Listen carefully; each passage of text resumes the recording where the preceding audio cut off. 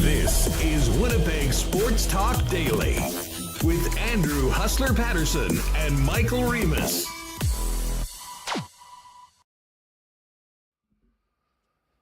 Happy Monday, everybody, and welcome to Winnipeg Sports Talk Daily. Big show today, coming off of this morning's introductory press conference with Scott Arniel taking over the reins as the Winnipeg Jets' new head coach for Rick Bowness.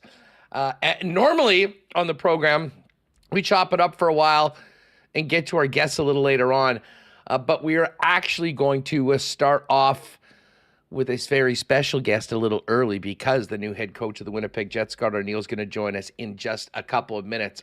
We will hear more from Arniel as well as Kevin Cheveldayoff, who did make one announcement actually from Chevy that I'm not sure we were expecting, but it was that Brad Lauer is moving on. So we've gone from head coach watch to, assistant coach watch on Winnipeg Sports Talk. Will give us something to talk about, and we'll be doing that coming up over the next few days. Jeff Hamilton's going to join us later on. We will get into the Rangers-Panthers series later on today. Lots of Jet content on both sides of the Eastern Conference Final, and Jim Cerny was going to pop on the program in the second hour of the show. And we will get to that crazy Seabears game on Friday night. We have not forgot about that. Lots to get to, World Championships and more.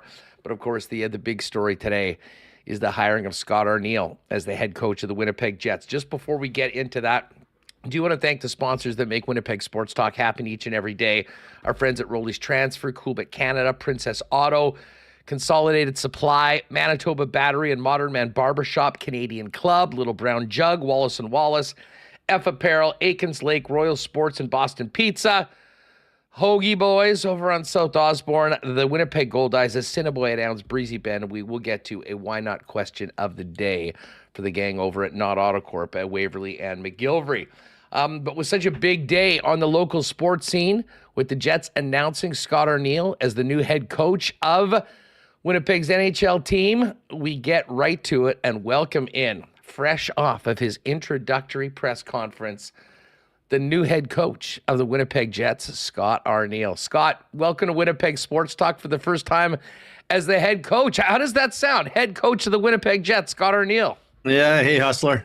You know what? It's awesome. It does. It has a nice ring to it, and hopefully we hear it for a long, long time. It was hard not to feel the excitement from yourself as well as the organization in making this announcement today.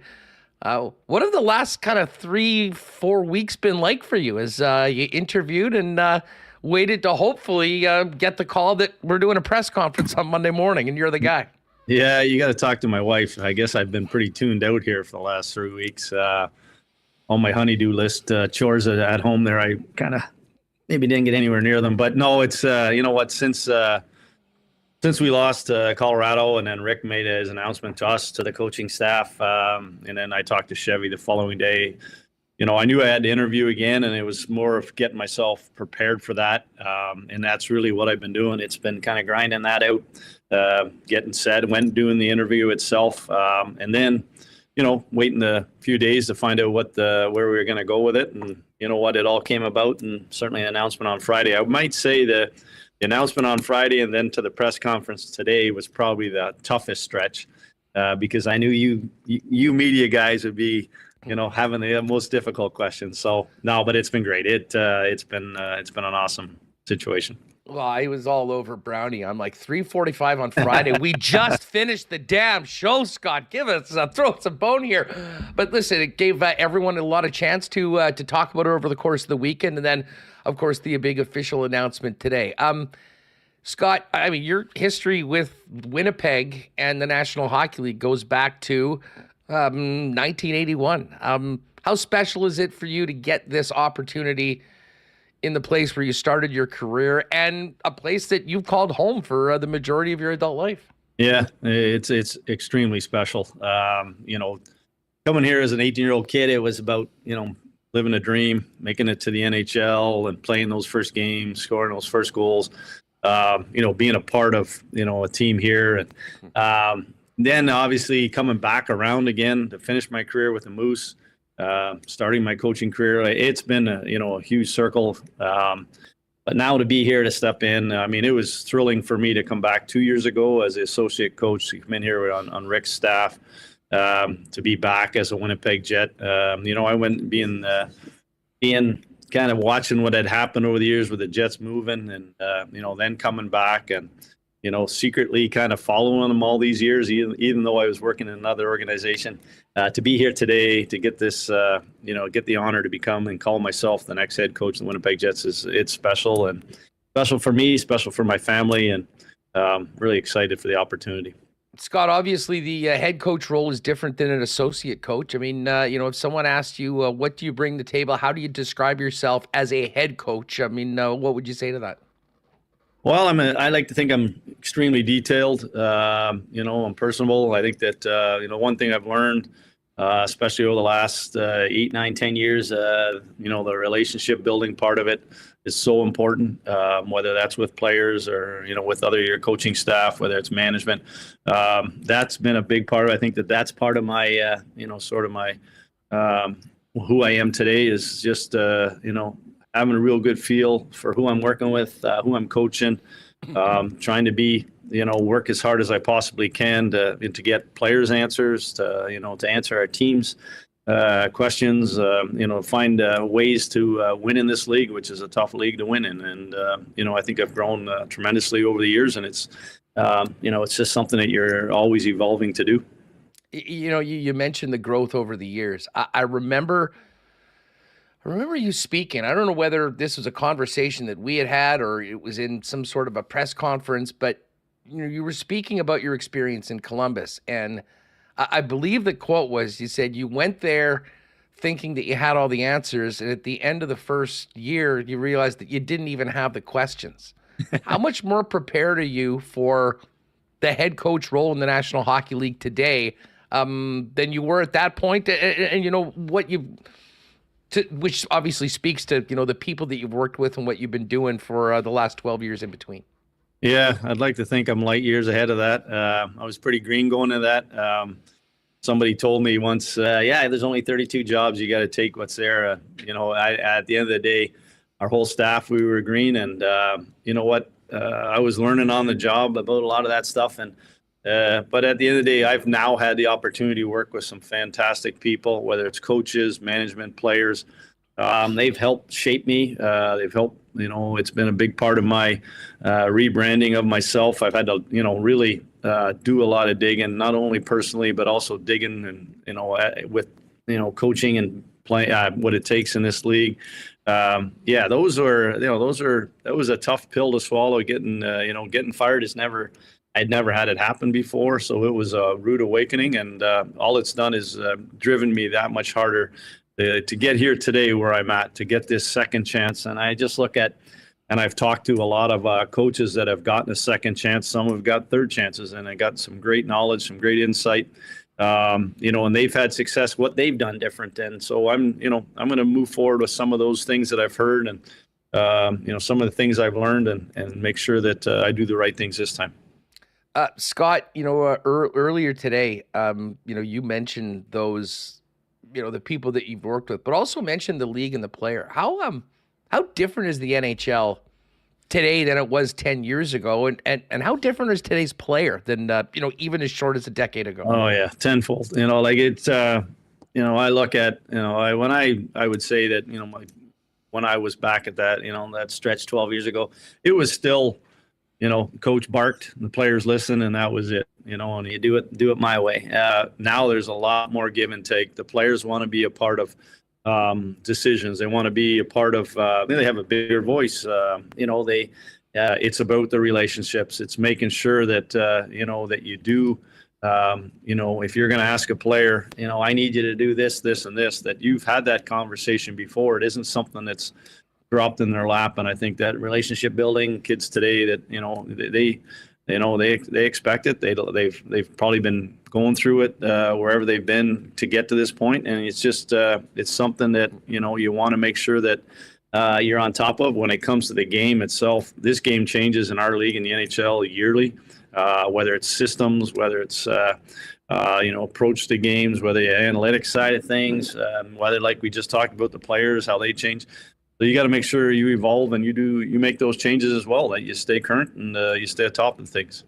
You mentioned analytics. That was something that came on, you know, up earlier. Maybe just, I mean, your thoughts on analytics, but also how in tune today's player is to that sort of advanced stat that probably wasn't even on the radar, guys, even, you know, 5-6 years ago. Yeah, you know what I really got in Washington when I went there after they won the Cup in 2018.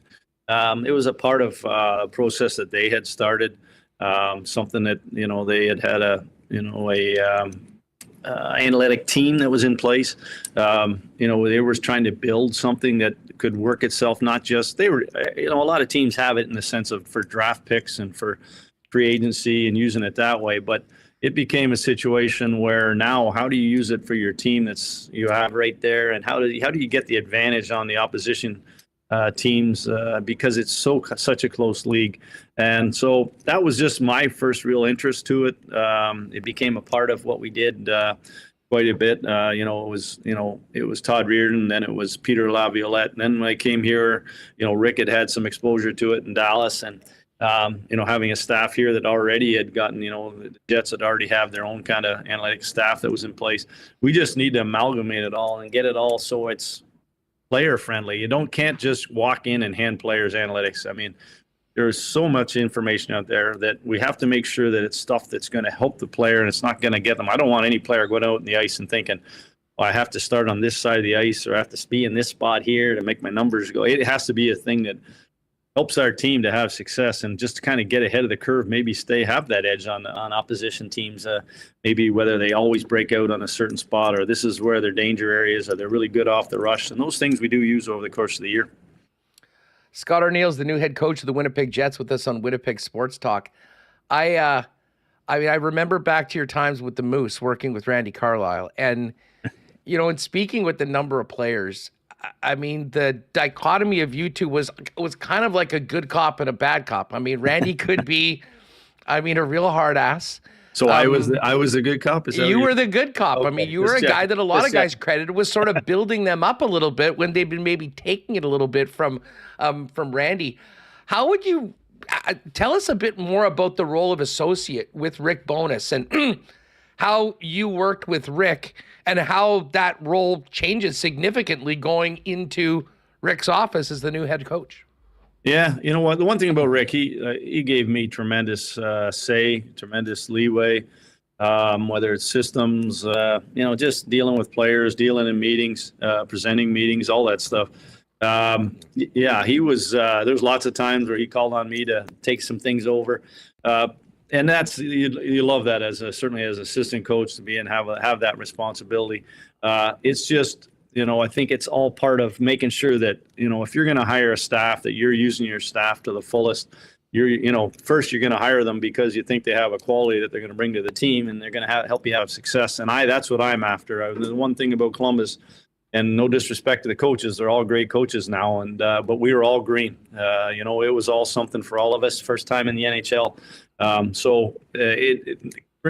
Being at it again the second time, having a chance to bring in. You know, a couple of new guys. For me, it's going to be, you know, making sure that I use these guys to the fullest to help them make me a better coach as well. You know, listen, I mean, you were a part of a group that, you know, for the last 2 years has gone from, you know, a spot that I think the team really, you know, had some reflection, realized they needed to move out of, and 2 really solid seasons.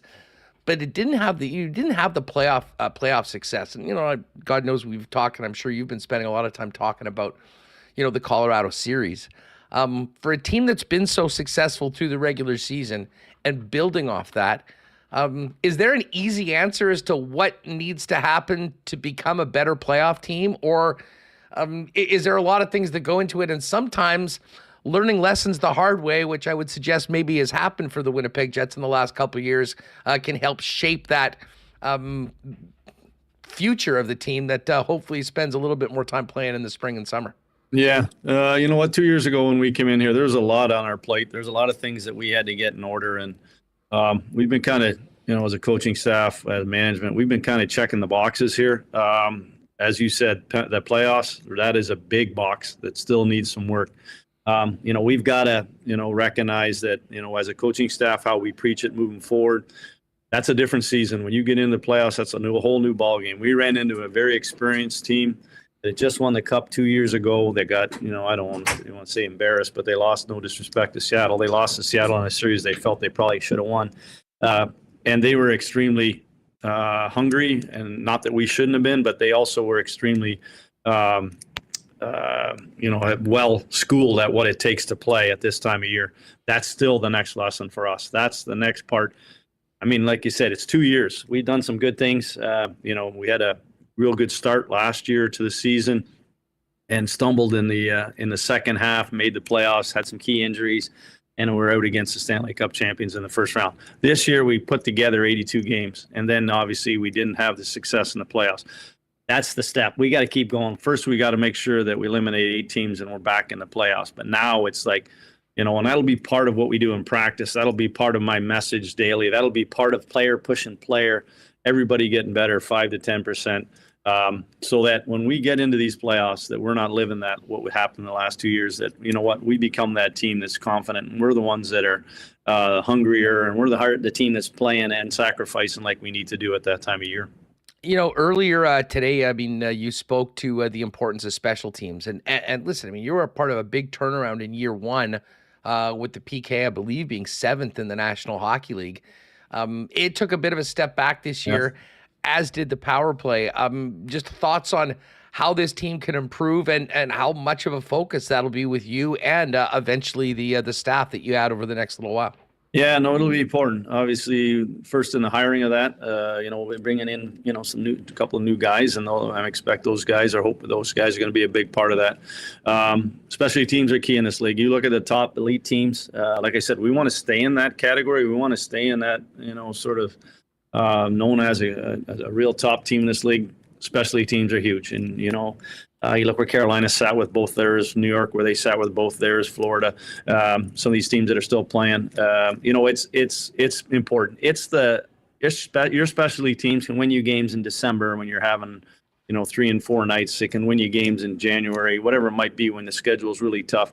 You need that. And it has to be something that you gain confidence from, that, your players are, they take responsibility for it. It's something that they have a lot of pride in. And I know our guys do. And, we slipped this year in our PK. And for me, that's a shot to me. I'll take a lot of the blame for that. I'm going to make sure that, that we look at everything this summer. We'll look at the top teams. The one thing about our league, like we talked earlier, it evolves every year. And there's some really good power play coaches out there, and they recognize that PK has changed a little bit the last couple of years, the style, the sort of the looks. So we got to stay one step ahead of that power play. So we got some work to do this summer, and the same thing with our power play. I've looked at some of these teams that are at the top, and there's some areas I'm already thinking about that I'd like to look at. I got to talk to our players that are on that as well, and sell that to them that this is where the kind of top teams are at, and some of the things that we can take from them. When our power play was healthy this year, when we had when Velarde was healthy, and then we got Monahan in there, it was a real threat, and it really was. We had lost Casey for an extended period of time, and Scheif as well, and just having those guys all together, it can be very powerful when we need it to be, and we'll just have to make sure we move forward in the right direction. A big part of special teams will be the rest of your coaching staff, the assistants. It was announced earlier today by Kevin Cheveldayoff that Brad Lauer was moving on. How busy has the phone been over the weekend after it was announced that you are the next head coach from prospective assistants? And what are you looking for in the individuals that you round out your staff? Yeah, you know what? Since Friday, my phone blew up, and some guys that I expected I might get a call from, and some others that were nice surprises. I think that as many coaches have been let go over the last couple of years, there's a lot of guys that are looking for opportunities, and that's that's good. The other side too is all teams are trying to hire as well right now. So I got to make sure that that's my next project today, tomorrow. I want to get going. I've already touched base with a few guys, but I do when it comes to the staff. I have nothing written in stone that it has to be an older veteran kind of guy. I mean, I'm looking for sharp minds. I'm looking guys that work hard. I mean, experiences there. I love that as well. But there's some great young names out there too. So I'm going to go through the process. I got an idea what I'm after. Certainly, I need somebody to replace me in the sense of running the defense, which is a big component to our hockey team. Great big part of our success the last couple of years has been kind of our back end as well. So that'll be a key, penalty kill and power play, in those areas as well. So I got some work to do, and I need to get to that as quick as possible. Scott, have you heard from many of the men that you'll be coaching next year as the head knock? Yeah, I've heard from almost everybody. That part's been great.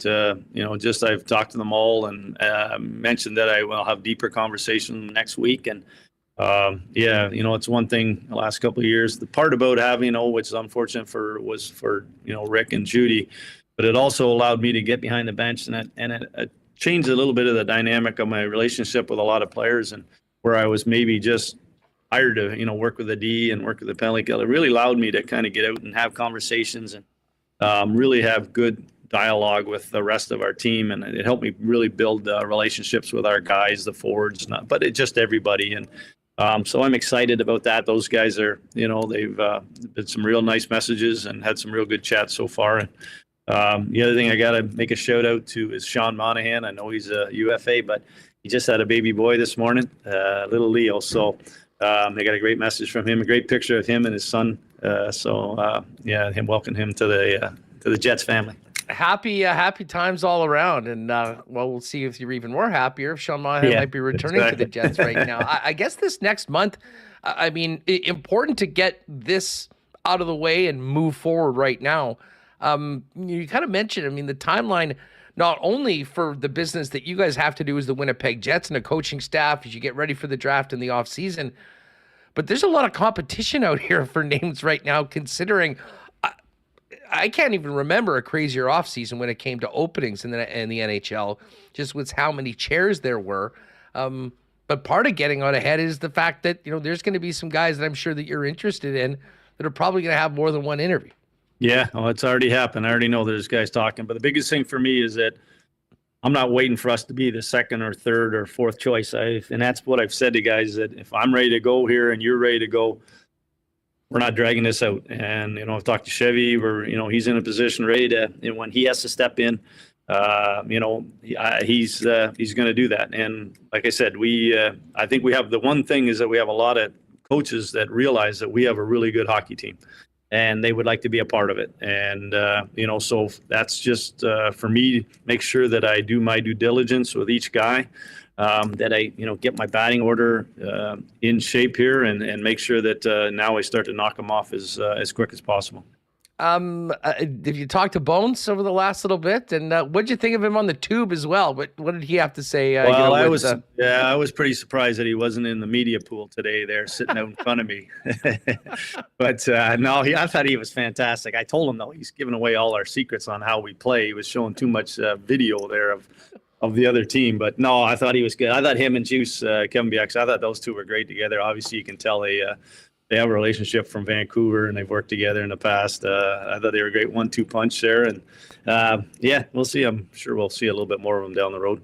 But as far as your relationship with Bones, these last couple of years, not only, taking advantage of unfortunate circumstances to, I think, maybe have a step up or a leg up at the new job as the head coach.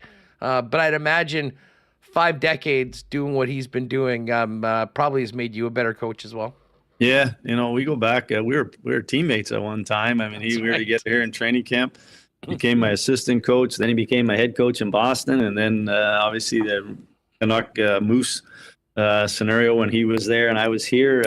We've been in close contact over the years. We butted heads in in the East when I was in New York and Washington, and him in Tampa. So, yeah, you know what, him and we've kept close over the years. You know, we had always talked about, you know, I had mentioned to him, you know, because he wasn't a head coach. If there's ever a chance where I became a head coach, that he'd be the number one guy I'd call. And, you know, he had said the same thing to me, and, you know, it worked itself out that way last 2 years ago. And I'm a better coach for it. He's given me so much insight, so much knowledge to be a head coach that I'm very thankful for how he's helped me. Scott, listen, personally, it's great to see you get this opportunity. You've, I mean, a very familiar face to Winnipeg Jet fans, anyone that was involved with the Moose for over those years.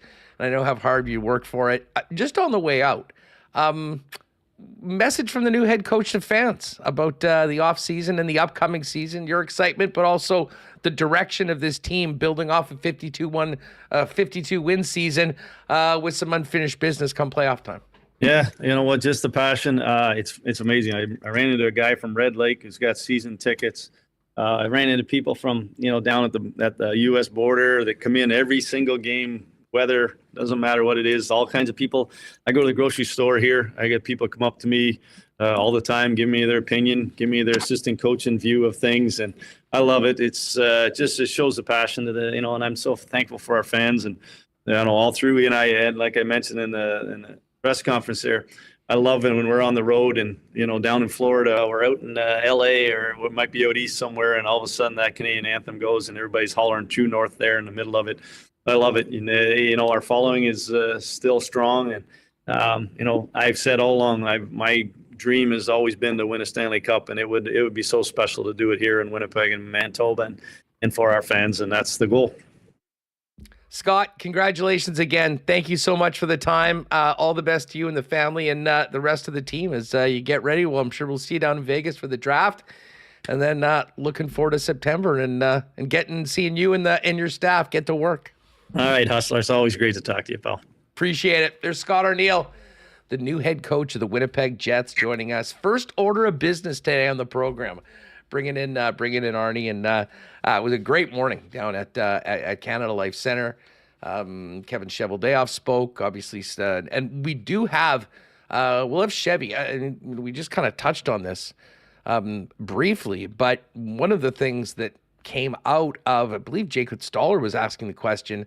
Kevin Cheveldayoff revealed that, you know, they'd spoken with Brad Lauer over the course of the weekend, and there was a mutual agreement to go in a different direction. So the Winnipeg Jets are going to be bringing in not one but two new assistant coaches, and we sort of touched on that with Scott there.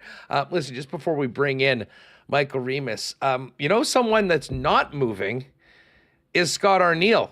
He's sticking around, and he's moving, I guess, from the assistant coach office to the head coach office. Not a big move. But if you do have a move coming up, the experts at Rolly's Transfer are ready to help you out. Family owned and operated for over 60 years as the most trusted name in moving in Winnipeg and southern Manitoba. They are far beyond the city of Winnipeg. They've got a massive logistics business that takes them throughout the province on a daily basis, which means flexible times for you to make that move if you are going outside of the city, and the best prices as well. Everyone knows how stressful moving can be, but the Rolly's experts can make it as less stressful as possible. For your next move, go to their website, check it out, brand new, Rollies.com. Up at the top right, request a quote feature. Just let them know where you're moving, what you need to be moved, and one of the friendly folks from Rollies will turn it around right away, get back to you with the quote, and get you moving to your next spot. Rolly's Transfer, Manitoba's trusted name for over 60 years. Find out more and request your quote today at Rollies.com. Had a great weekend. I popped down to the big ding-a-ling it's spring sale at Consolidated Supply. And I'll tell you what, if you are thinking about a golf cart, whether it be for golfing, whether it be for ripping around campsites and whatnot, they have some great deals right now. at Consolidated Supply on those, as well as some vehicles that I didn't even really think were golf carts. They technically are, I guess they probably aren't, but electric vehicles with some incredible industrial usage as well. You really got to get down there and see it for yourself. And while you're there, the entire new line of Crest power tools available, including the robot mower, which I saw work out. If you got a large area, this is an absolute game changer to when it goes out and works for you, taking all the labor out of one of the more laborious tasks. Find out more for yourself, along with irrigation systems, hot tubs, outdoor kitchens, and more. It's all down. There it is, the satellite-guided RTK robot mower. It was amazing. Consolidated Supply, 1395 Niagara Road East, or check them out online at cte.ca.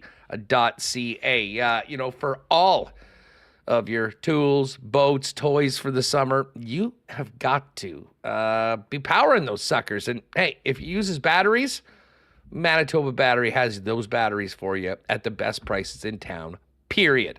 When it comes to batteries, there's nobody better. Manitoba Batteries beating the pants off the big box store with prices, and also will deliver to you for free anywhere inside the city of Winnipeg with any purchase over $60. As you can see on the screen right now, the golf cart battery sale continues right now. Boat batteries as well.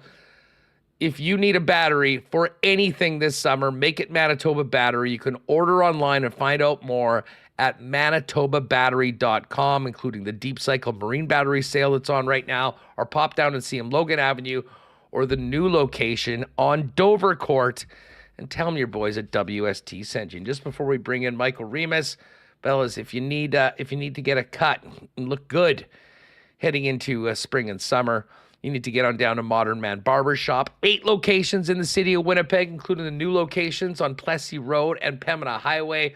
Got you covered with great cuts, beard shaping, shaves, color services, and more. All the products. There's a Modern Man near you waiting for you. So get online to modernmanbarber.com and book your look and make an appointment there. And hey, give him a follow as well on Instagram at Modern Man Barbershops. All right, thanks again to Scott Arniel for kicking off today's program on Winnipeg Sports Talk. And now let's welcome in Michael Remis for a return to the program. It was a wild morning today. What's going on? Yeah, Huss, I got to be honest. A lot of pressure I'm feeling following up the new Winnipeg Jets head coach. Pumped to be here with you, and very exciting to have Scott Arniel, and exciting, to have a new coach and a guy who's spent so much of his pro career here in Winnipeg. So, a lot of people in the chat. Thanks everyone for tuning in, but thanks to Scott and the Jets for making time to hop in early. I like to come on, first with you and chop it up as you say. But hey, I'll give the seat to the Jets head coach any day.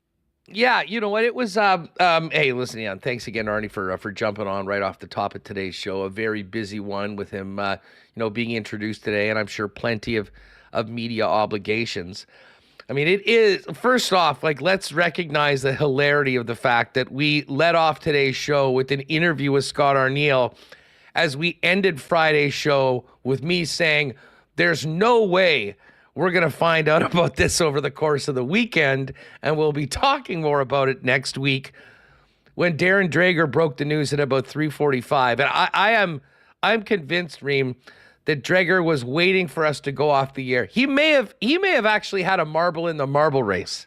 Yeah. And then got out and then fired it out for us. But we'd spent so much time on it. We knew that this would dominate today's program, and we would have an opportunity to talk to Scott Arniel. So we sort of went through it. But the timing certainly did not work out in our favor of this news getting out. Yeah, it's kind of funny. Last week, a number of teams were announcing coaches. It was, the Leafs announced, the news broke on Craig Berube last, not the most recent Friday, but the Friday before also. Going into May Long. Yeah, the May Long. They did it Friday, and it leaked out through the insiders. Maybe because they know a lot of people are watching on Saturday night, Hockey Night in Canada, and you get, it was kind of cool that Rick Bowness was on, so they could ask him about the news while he was there.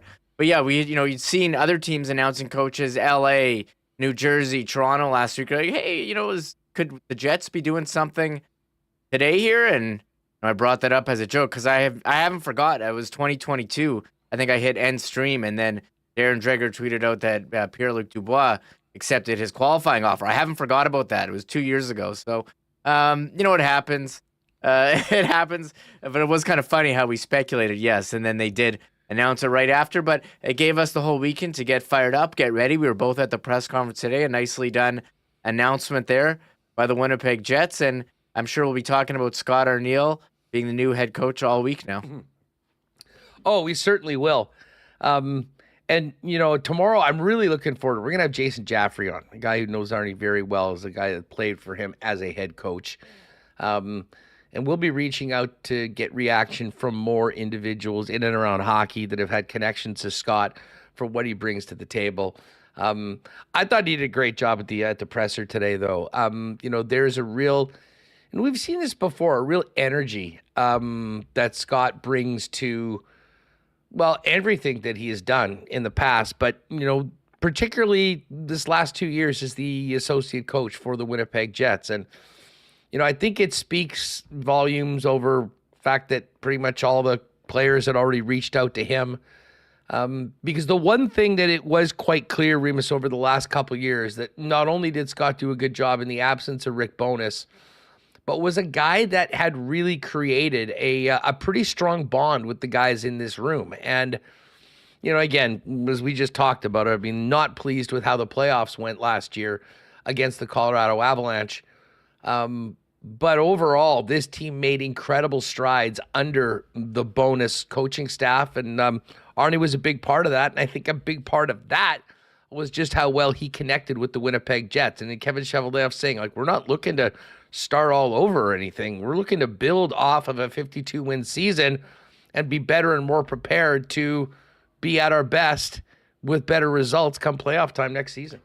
Yeah, and he's mentioned at the press conference today, 2 years ago, as you said, they were looking to, you know, not blow things up, but, you know, rethink the way that they did things. And they brought in Scott Arniel as an associate coach with Rick Bowness. And I think they were in a spot now they just wanted to keep it going, like you said. And then Scott Arniel, he's been here. He knows the team. He knows the players. It's not going to be a huge, massive change, but he is moving up from the associate coach position into the head coach position. And you know, I think for the players, you know, you have some consistency, but there's also going to be some new voices as well in terms of changing up.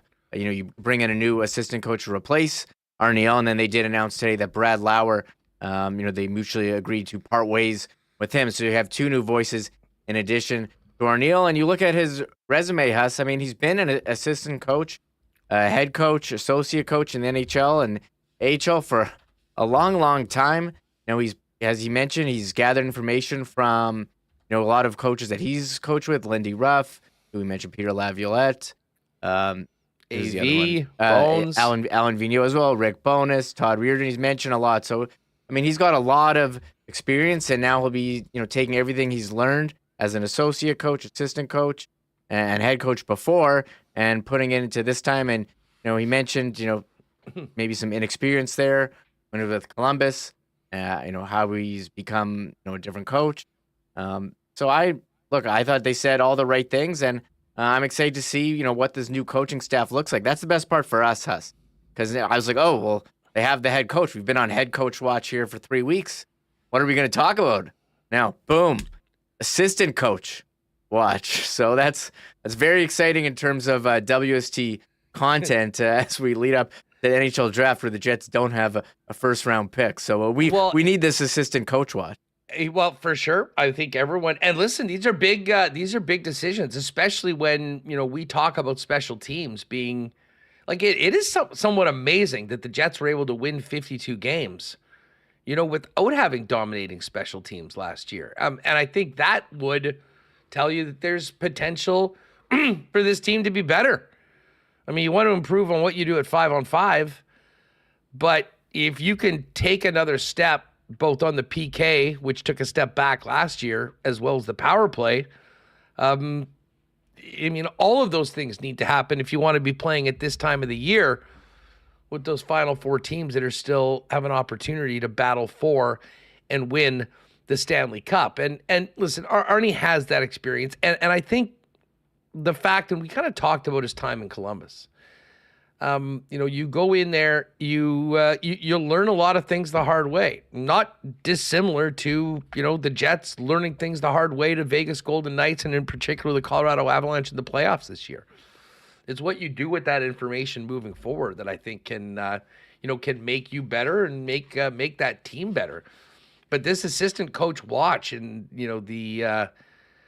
how things shake out, I think is a big part of that as well, because I think we all agree that there is an opportunity to be significantly better in those categories. And I think Scott, he said it was the first one to say it. That was one of his disappointments of last year, the PK moving back. Now, listen, part of it, I'm sure, is coaching. A big part of it, though, is personnel. And, kind of seeing how this team matures going into next season, as well as who's still here, who potentially moves on, I think is going to be a big focus as well. But overall, it was a morning that I think many people expected. Obviously, up until Friday, we didn't know for sure that Scott Arniel was the new head coach. But it's evident very much right to the top that there's a lot of confidence in Scott that he can get the job done. And I will tell you, he does have a lot of fans. He's touched a lot of people during his time here as a player and as a head coach. And I think everyone wishes him the best. And, hopefully we can see this team continue in the direction that they've been under the last 2 years when Arnie and Bones came in the first place. Yeah, and you've mentioned this a lot. I think the early playoff exit, clouds a lot of people's eyes to the growth that's been. I think someone tweeted at us, the Jets have taken a step back every year for the last 5 years. I'm thinking, what are you talking about? Since they brought in... It's the most ridiculous. This is why. You look at some of these comments, you just laugh. But, you look at the last couple of years, they weren't in the playoffs, so they hired Rick Bowness.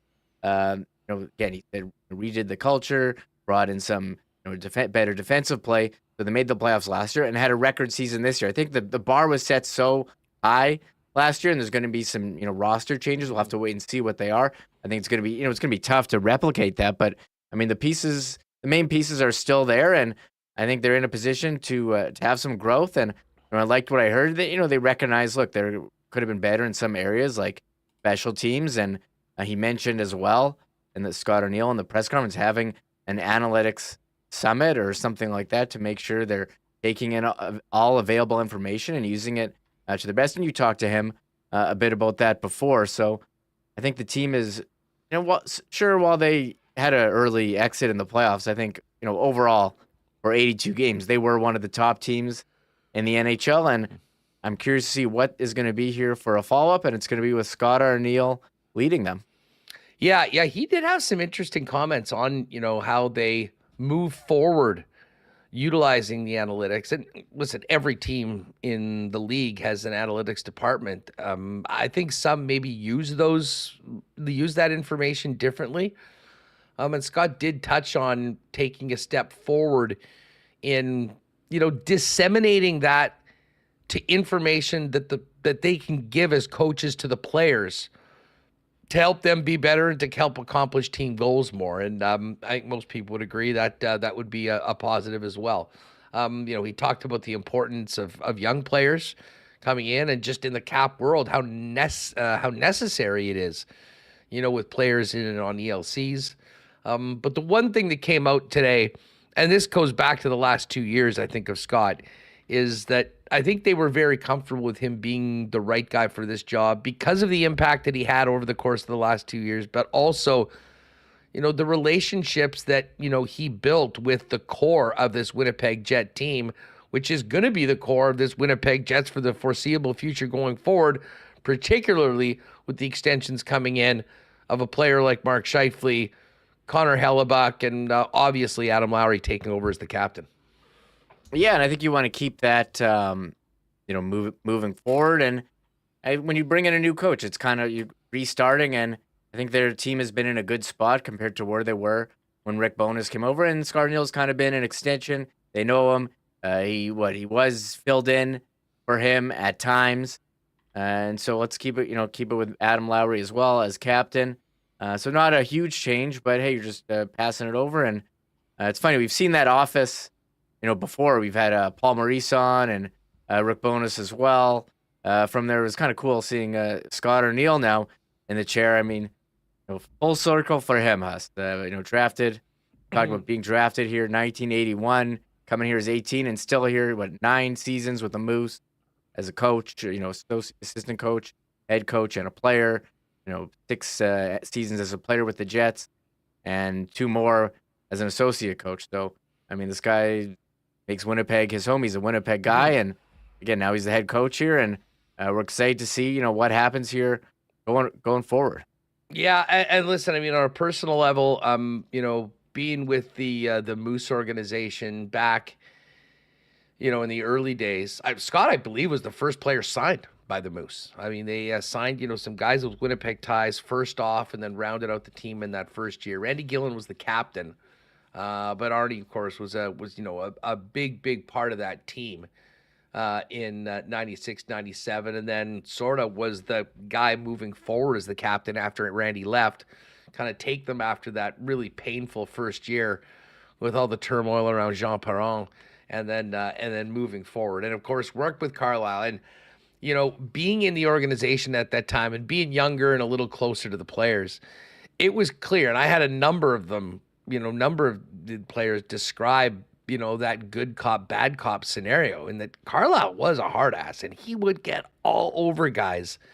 And then when he'd leave the room, Arniel would sort of come in and build up those guys, and it speaks to, the personal relationships that he's been able to build. And then, hey, listen, before he went to Columbus, he earned that job 4 years with the Manitoba Moose as a head coach in the American Hockey League, coming so close to a Calder Cup in that 2009 season, making it all the way to the finals. And then, a real humbling experience for anybody, getting fired for the first time. Went to Chicago, had a pretty solid season, as a head coach, and then moved on to the New York Rangers, the Washington Capitals, and then full circle back to the Winnipeg Jets with Rick Bowness, who he has such an incredible history with, and now the head coach of the Winnipeg Jets. So, as you can see, it's been a long run for Arnie, and there is some elements of being full circle today, starting it off as a player drafted in the second round in 1981, and now in 2024, becoming the next head coach of the Winnipeg Jets. We're going to talk about this and much more with Jeff Hamilton. We will get to the Rangers-Panthers final, speaking of former Jets. Paul Maurice in there, Jacob Trouba making a name for himself. Not that he needed to that over the course of the weekend. We'll touch on all of that. But Remo, do we have the Chevy presser? I'm sure people would like to hear all this. I mean, partly the organization's process in, making the selection of Scott Arniel, why they believe that he's the right guy going forward. And then as well, the news today of the assistant coach search beginning in earnest, with Brad Lauer not coming to the not returning. We have that? Okay, wait. Do you want the scrum or the press conference? I wasn't sure which one. I was thinking the scrum. Oh yeah, I have that ready here. Yeah, you said press conference. Yes. Oh, okay, perfect. Yeah, like after they did, the more formal bit, all the media. And by the way, shout out to Connor Rabchak. Great arm work with the mic. Thank God that he's got long arms, because not surprising to anyone, this was a very well-attended presser, and certainly everyone getting in the scrum with Kevin Cheveldayoff afterwards. So here's Chevy speaking just after Scott Arniel was announced as the new head coach of the Winnipeg Jets. Here's Chevy. I think, again, he's got intimate knowledge of a lot of different things, certainly from the relationship standpoint with the players. I was around when he, made a couple of phone calls to some of the captains and Helly, and, when just talking with them, they were already talking about season. They were already talking about next year. They were already talking about things that, there wasn't that get to know you kind of conversation. It was like, damn right, let's get going, and so I think that's that exuberance or that passion certainly came through when we talked to Arnie, over the course of the interview process. But again, it really started for me back with the exit meetings and listening to some of the players talk about, the structure that was put in place, the expectations that were put in place, and the disappointment, as a group that they all felt that we want another shot at this. Kevin, with the coaching scenario now looked after, how much of a priority does it become for whatever retention type players are on your radar? Yeah, so we've had some good conversations with some of the agents of the potential UFAs, and a lot of them wanted to wait and see where we went with that decision with the coaching hire. So I think that's an important step, and certainly for players to want to make commitments to organizations, they want to know who they're going to be playing for, what type of person, what type of player that person likes, and how they're going to be utilized. So that's an ongoing process all the time. Started right after the season ended in exits, but for me now, Arnie can turn his attention to trying to fill out a staff. We'll certainly work together in some collaboration there, but he's going to be the kind of the lead driver in that category, and but we'll certainly be participants, and we can turn back to the player side. We had amateur meetings all last week, so that's a process in and of itself that's very time consuming. We start pro meetings on Wednesday. We've got the combines the following week, and lo and behold, before you know it, we're going to be at the draft. So the summer certainly marches on very, very quickly. Is it too simplistic to say that there are players who excel in the regular season, and then there are those players who excel in the playoffs, and there's only a handful of them that do that in both venues? Well, I think that again, if you look at the people over the course of time, is you have to look at what do they learn, what steps do they take, whether it's individually, whether it's personally, for players, they're constantly trying to learn. For coaches, they're constantly trying to learn. Management, you're constantly trying to learn. You're asking internal questions, you're asking external questions. But from a player standpoint, there's always development. There's always some aspect of the game that they need to develop. If they were perfect players, you'd see superstars across the board, and every individual player is going to be have to be treated differently and have to be shown different things. And I think again, that goes back to relationships and goes back to understanding what do you need to do to get the best out of this person, because it might be different for you, it might be different for you, and it might be different for you. So I think that's where coaches really excel, and the ones that can build relationships, the ones that are obviously strong in X's and O's and those kind of things, but it's the communication side of it. It's being able to you're a teacher. It's not about teaching, it's about helping that person learn and helping that person get over the hump. That's the essence of coaching. In terms of the interviews, I know you're not going to go into detail with who you interviewed, but how many was Scott the one that interviewed in person for the job? Were the rest on Zoom or on video call? Yeah, this time it was. Yeah, Scott was obviously here, and logistics are something that in the period of time where coaches are being hired, you try to get in as quickly as you can as well. But again, there was lots of other conversations that went on with other people around the league, with other coaches around the league. Just talking to them about playing against our team and playing against our team when Bones went down. So there was a lot of those kind of private, personal conversations that I had, and everyone kept coming back to me saying, "Why haven't you just hired him?" And I was like, well, again, we're going to go through our process here, but the reality of the situation is he's earned this job.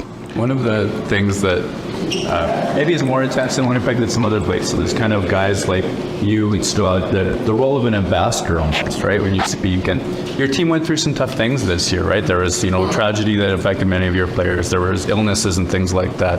How much did you learn about Scott's ability to handle that aspect of the job this year?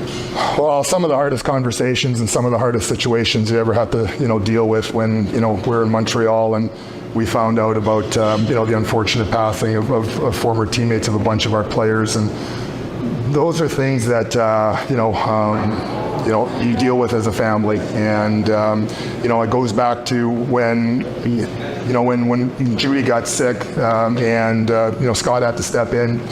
I think you really get the measure of how that person can handle things, during the toughest times. And, he walked into that dressing room and he said, obviously very, very emotionally, hurt and worried about obviously the health of Judy, but found a way to speak to every player and just say it's going to be okay, and we're in this together, and whether it's one day, 1 week, 1 month, the rest of the year, we're going to do this job and we're going to do it right.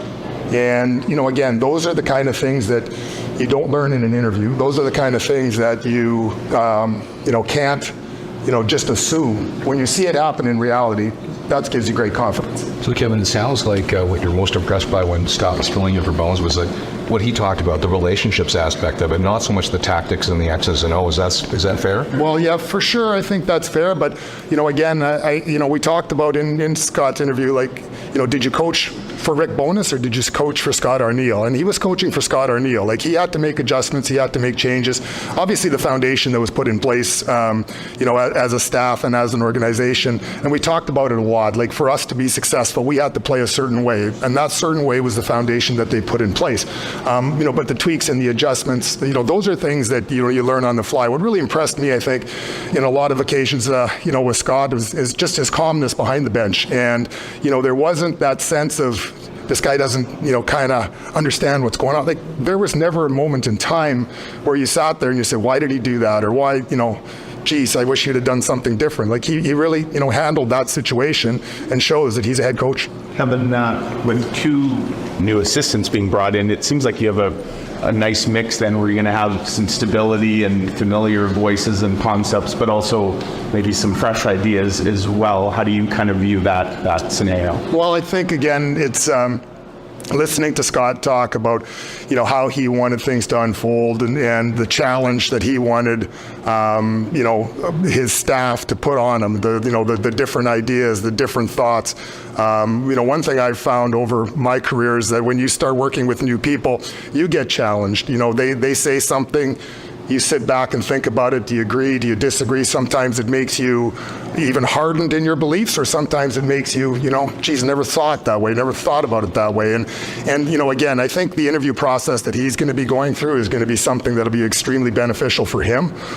He's very strong in how he wants to see it unfold, but it's about the people too. The people have to fit, and the nice thing about it is his open-mindedness to looking at a lot of different people and opportunities and options. I'd say to say that special teams would be a real focus. You look at teams that are having success. I mean, you guys have the great goaltending. Yeah. Obviously, the defensive structure was there during the season. Special teams can really be a difference maker, right? For sure. I think that, again, special teams are extremely important to this game. There's a lot of aspects of this game. I think that, if you look and see where guys are doing, so yeah, I think again he's going to look at probably, and I don't want to speak for him, but obviously someone there's more defensively slanted, and maybe someone that's more offensively slanted, and whether they're young or whether they're experienced, that's going to have a factor on maybe who the other guy is and different things like that. But it's not just about special teams; it's about 5-on-5 play. I think that if you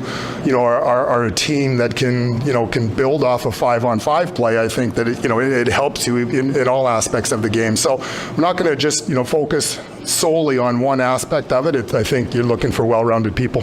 Kevin, with Scott having played all the different roles at the pro level, role player at different times, star player at different times, how important do you think that is in the relationship building aspect? Because he knows the value of whether you're 1 to 23 and the importance of the call-ups also.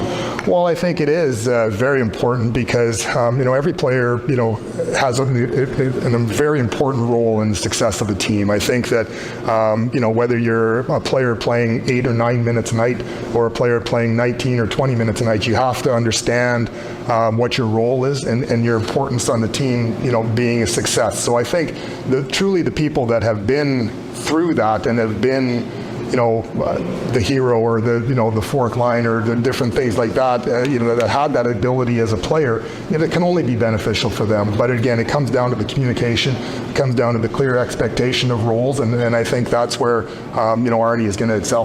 He talked about his hunger. I mean, you acquired him in '96 in Utah. I mean, what did you learn about the person then, and maybe how some of those qualities are so evident?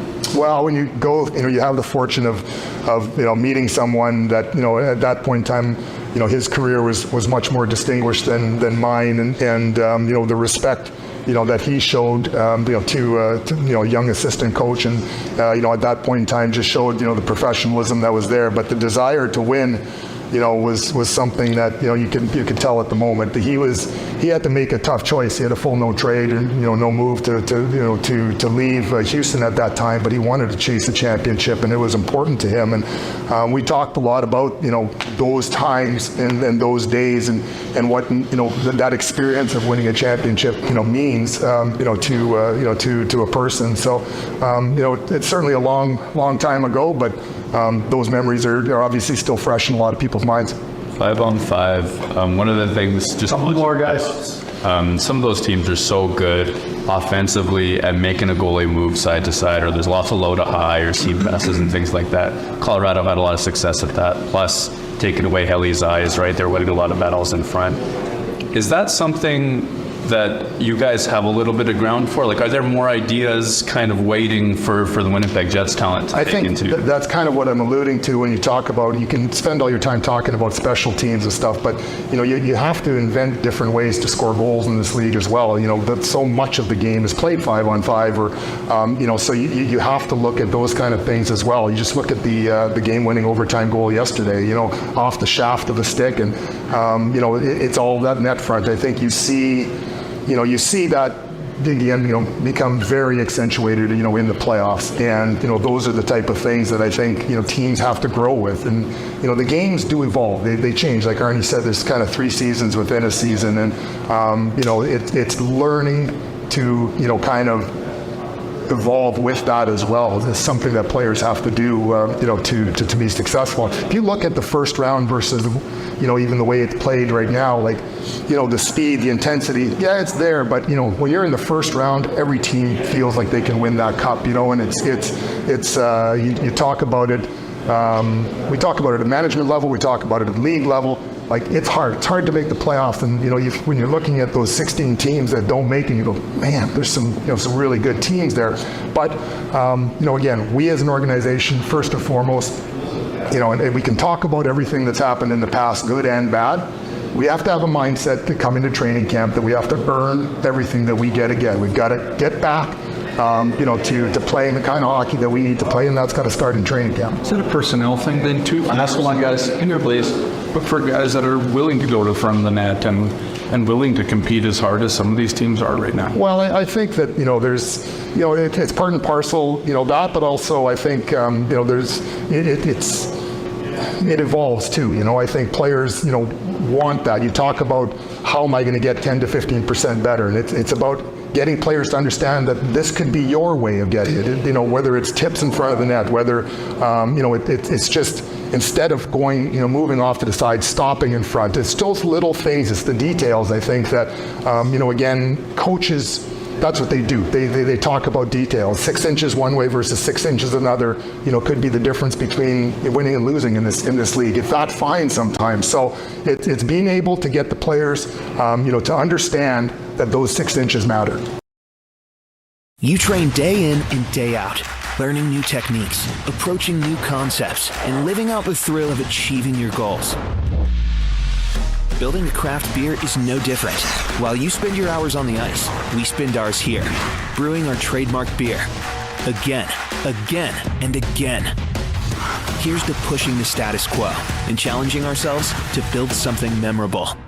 1919 by Little Brown Jug. All right.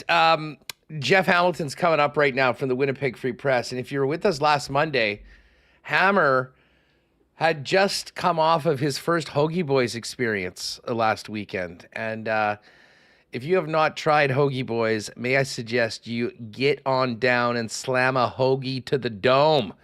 They're now famously open 7 days a week from 11:30 a.m. to 7 a.m. Winnipeg's best hoagie and sub shop has all the hits from the Italian Standard, Adam Sanduzzi, Dr. Pepperoni, Evil Morty, Bingo Bronson. Everything is made fresh in-house. They also cater for any occasion on game day. I think this is going to be a must-get. A quick little pickup around 11:30 a.m. before NFL Sundays this year. Sounds like a plan. They also do corporate lunch, weddings, funerals, orgies, choir practices. You name it. Hoagie Boys, South Osborne. Get down there and give them a follow on Instagram as well to see all the good stuff cracking down at Hoagie Boys. And, of course, the Cosmos guys also cooking up great stuff at Next Door, and all the good stuff down at the Beer Can as well. Got to give a shout out to our friends at Wallace & Wallace, Winnipeg's fencing and overhead door specialists since 1946. Guys, if your property needs the security and protection of a new fence, or if winter did a number on your old one, give them a call. They've got you covered with vinyl, ornamental, welded wire, chain link, or wood fences. And if it's time to replace your garage door, Wallace & Wallace also has Winnipeg's largest selection of overhead garage doors. Easiest way to get in touch is to ring them up, 204-452-2700. The Wallace & Wallace team will arrange a time to come out and give you a free estimate. You can also visit them online at wallacefences.com or pop down to their showroom on Lawson Crescent off of Kenaston. And guys, if you need to up your menswear game as we get closer to wedding season in the summer, you need to get on down to F Apparel. Custom suits beginning at just $400, along with chinos, golf pants, custom shirts, both tucked and untucked styles, and an incredible selection of menswear accessories. If you are getting married or in a wedding party, talk to the guys about a 15% discount when you get the suits for the big day at F Apparel. They've also got a great promo on right now for 2024 high school grads. You can find out more in store at 190 Smith Street or online. And you can also make an appointment online at EPHapparel.com. All right, it's Monday. You know what that means. Hammer time on WST. Jeff Hamilton from the Winnipeg Free Press joins us now. Hammer, great to have you back on the program. How are you? Good to be here. Always is a pleasure to be here. It was another good weekend, a wet weekend, but a good one nonetheless. It didn't have probably impacted the garage sailing. Yeah, no garage sailing actually this week, so I already feel off. I feel like left is right, right's left. It's just it's a challenging week for me, but overall it's a pretty good weekend, and I like the rain because things get greener. And our city and our resources. This is pretty much our best bet to clean the city up. So let's absolutely. It was a big wash. I just hope we don't have mosquitoes the size of baseballs in a week or two, which definitely could be the case. They were already here by the end of the weekend. I had to smack a couple when I was having conversations with people outside. We've been spoiled. We've been spoiled for the last couple of years. Maybe not so much this year. Let's get to the big news of the day. Not necessarily of the day. This was reported and confirmed by the Winnipeg Jets late Friday, inconveniently right after we'd finished our show. But that. Scott Arniel, head coach of the Winnipeg Jets. I mean, I don't think this is shocking or surprising by any stretch of the imagination. He was thought of as the front runner, as soon as we heard the news of Rick Bowness. But now it's been announced. We've had a couple days to think about it. We've heard from Scott Arniel as well as the organization. What do you think? Yeah, I mean, I would add a word in there. Almost kind of felt inevitable to some degree that, unless, with just given this search versus the last search for a head coach and all the names that you were hearing and the time that it was taking. I mean, even, hearing guys were doing interviews over Zoom. I mean, that I don't know about you, but that kind of suggested to me that not that they weren't taking these interviews seriously, but kind of felt like more like a fact-finding mission than necessarily a pursuit to bring somebody else in. And, about the decision, I mean, from a personal level, like I like Scott Arniel. I think he's always been a great guy, a great person. He's always treated the media with respect. I know he has the respect from, the players. He's really good at one-on-one instruction. He's a guy that, would spend a lot of time over the last 2 seasons going through film, one-on-one with the defenseman. And I know that was, I certainly know his reputation is a strong one, not just, obviously with the brass, but with the players. And, I think, you can kind of play both sides to this, and I will play both sides. I mean, I can understand the people who, I feel like it's an underwhelming hire, that it's not a sexy pick, and those people out there, are backed by the argument that, well, if Scott Arniel didn't get a job here in Winnipeg, would he be coveted anywhere else in the NHL? And the answer is probably no. Those people who feel like there needs to be a change from the last 2 years, all those kind of arguments. And of course, the people who are very interested or happy that Scott Arniel has the job. I mean, there is continuity there. There is, as Kevin Cheveldayoff mentioned in his press conference, there isn't that months of spending time getting to know players, the ins and outs of players, what they're about, how you want to use them. Certainly Scott Arniel hits the ground running here, and the hope, of course, for the organization is to build on the good things of last season, including a 52-win season, as you mentioned, including a team that finished, 4th in the NHL and allowed the fewest goals in the entire league. But the fact of the matter is we're not going to have any idea if this is a good hire or a bad hire, if you will, until they play the games, until we see the season. I mean, that's gonna determine whether the Jets are too loyal and can't find anybody else outside of close connections with the organization, or if this was a brilliant move and that continuing that continuity, as much continuity as possible. Obviously, of course, Rick's gone, retiring, and Brad Lauer has been announced is not going to be returning. But I think at the end of the day, again, it's just going to be time that tells on whether this was a good choice or not. But I can certainly see the benefits, and I can also understand why some fans out there might feel a bit underwhelmed. Yeah, I mean, I think it's important to note, if you're talking about having continuity, because they did speak about that. I mean, they spoke to wanting to continue the foundation that was built in these last couple seasons, because I think you have to. I mean, even the biggest critic would look at this Winnipeg Jets team and think of where they were 24 months ago and where they have come to, albeit without the playoff success, which is a pretty big caveat that, ultimately determines who's the champion. But I mean, this wasn't a team that just snuck into a wild card spot. I mean, this was a team that had played at a high level and maybe more importantly, took care of the cultural issues and built on it and did it again last season into a 52-win team. I mean, Scott Arniel also talked about, everyone needing to get that 5 or 10% better. If you're actually able to do that, you're talking about a really good team because the bar has been set pretty high. But of course, special teams is a big topic today. And, the one bit of news that sort of came out that, I guess for all the people that said, hey, they just keep on going with status quo, it won't be status quo with the assistants. And it was interesting to find out that Brad Lauer is not going to be back. Yeah, and from the horse's mouth, it was a mutual decision. So I'm not sure if it was a Brad Lauer has a different opportunity, or if the Winnipeg Jets just don't like to say they're letting anybody go. But yeah, Brad Lauer won't be back. I mean, it was tough sledding for the power play last season. There were some built-in excuses, if you will. Of course, Gabriel Vardy played a key role in his inconsistency with injuries, or rather his consistency with injuries, leading to inconsistent times on the ice. Certainly, didn't help his unit, but, I think it's been underwhelming for the last couple of years. And I think people want change, and when things don't work out, when you have a great season, I mean, we've seen teams win 2 series, and fire their coaching staff, or so when you don't perform or don't get it done, fans want changes. And obviously with Rick retiring, you kind of had that excuse there, but maybe bringing back the same group, maybe by looking at or evaluating the roles of the assistant coaches, maybe this is giving Marty Johnston a greater role. But yeah, it was obviously a part that hurt the team. But you could say the same thing about penalty killing.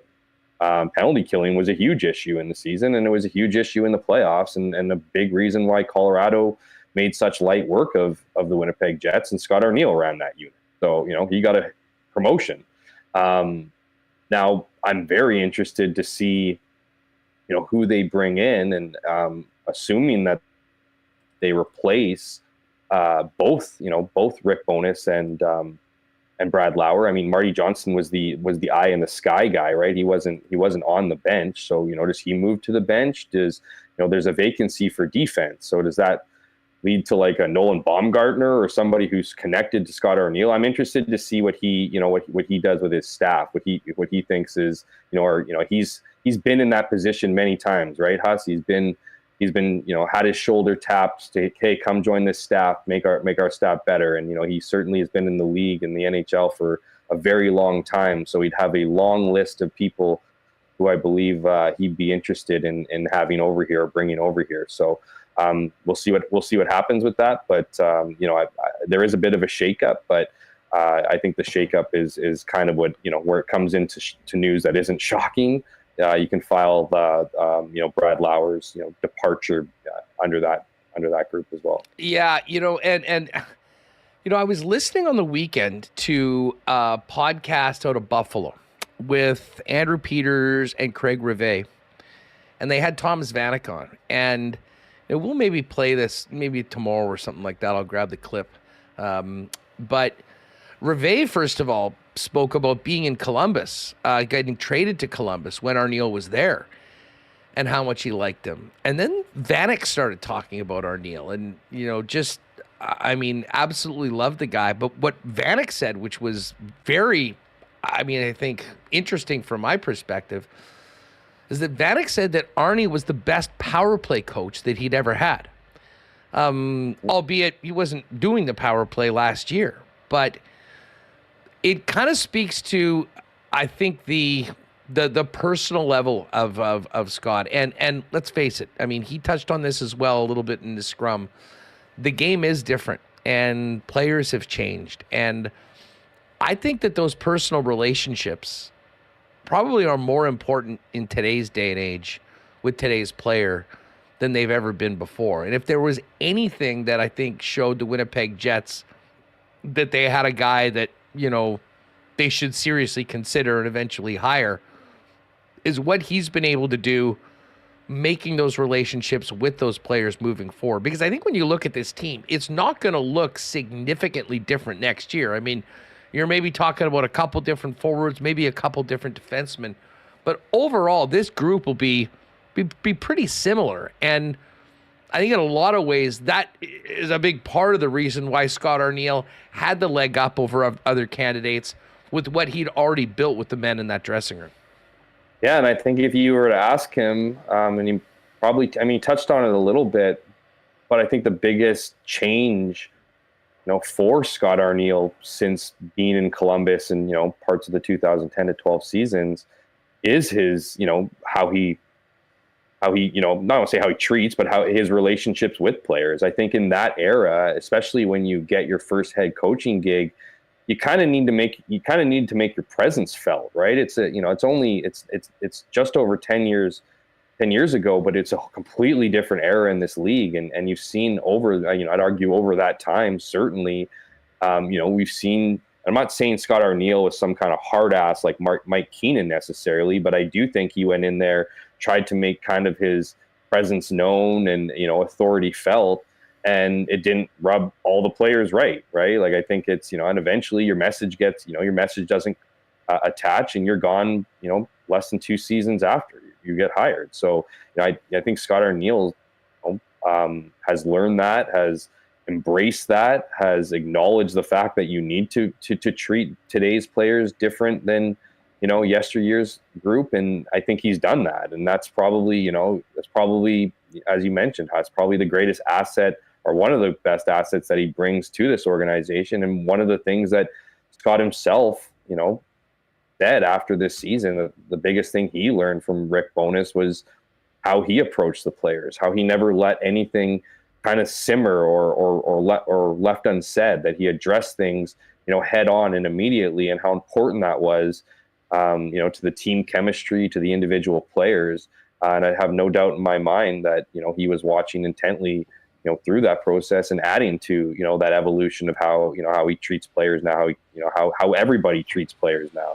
I'm making it sound like, he was some kind of jerk before. I'm not trying to make that claim, but you have to be a lot, a lot. I don't even know if the word's accommodating or if it's just, empathetic or whatever it is these athletes are under a lot of pressure. There's a lot of, pressure to succeed, pressure to perform, obviously big dollars here. And whereas you used to have coaches that would motivate you with fear, coaches now need to bring out the best in players by bringing them all along and together. And, we saw that with Rick Bowness, and I think we're going to see that with Scott Arniel, not just from what he's learned over the last 12 years, but certainly what he's learned over the last 2 working under Rick Bowness. Well, and you know what, and I'll say this about Scott, and this dates back 20 years. He has had that personal side of building those relationships, as long as I've known him.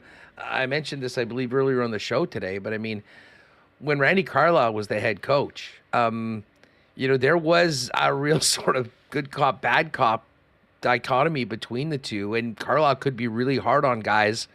And listen, I think at times Bowness could be as well. Randy Carlyle and Bowness's hard on guys are a little different. Well, yeah, good point. Yeah. Good point. But I mean, the players, you can play good cop pretty easy beside. You just had to stand beside Randy. Yeah, but I mean, I think there was a lot more of a need for that. To especially younger players in the American Hockey League, or International League, when you're moving that. I mean, to be able to kind of be a more positive figure, if you will, compared to Randy, and to bring them up. As far as the coaches, the assistant coaching goes, Scott mentioned that I don't want to say there's a race on right now, but there are a lot of guys that are probably interested in a number of gigs. I mean, I think it goes without saying that real focus is going to be guys that can come in and be positive influences on both special teams units. Any other thoughts on what would make sense, or ideally good hires, whether it be experience, backgrounds, new ways of looking things, or is it a matter of just fitting in under Scott Arniel? And fitting in with this Winnipeg Jets group that we know is going to be quite similar to last year. I'd like to think that Scott Arniel, if you're giving the job to Scott Arniel, and clearly they've given the job to Scott Arniel, that he would get to form his group. And so I imagine, and I don't know if that was necessarily the case under Rick Bowness, because I think if you look at the timeline now, the chemistry between Scott Arniel and Rick Bowness and their relationship was clear. So I don't think it was an issue, but it sounded like Scott Arniel got hired as the associate coach before Rick Bowness got hired as the head coach. Whether or not, I'd reported before Brad Lauer's name was a guy under Barry Trotz's watch, I believe, or maybe it was True North's guy. I know there was a couple different guys that they kind of, we're interested in this guy, coach brings in that. And so I guess my point is to say is that I believe it's probably a group discussion. You talk to the organization, look at their connections. Look, hockey's a small world, and Scott Arniel has a Rolodex of people who I'm sure he doesn't need to reach out to if they're interested. I'm sure his phone is buzzing the last couple days. Guys who are available, open, willing to come, wanting the job, all those things. But you're right. I think it's not just hanging it to your buddy. It's bringing it to, bringing somebody on who's going to fit with the franchise, fit with the culture, of course, fill in whatever role they need to fill in, whether, whatever special teams in this case looks like, possibly, obviously power play with Brad Lauer being gone. I don't see, the head coach taking over that. They certainly oversee it. But, you want a guy who's as an offensive mind, someone who and it's just because of, obviously connection to the team, but I have a hard time thinking you're prying him out of South Florida would be a guy like Jamie Compton. And, whether or not he could be an associate coach or whatever, right? He's kind of known for his power play. And I know some fans in the Jets might be bristling at that.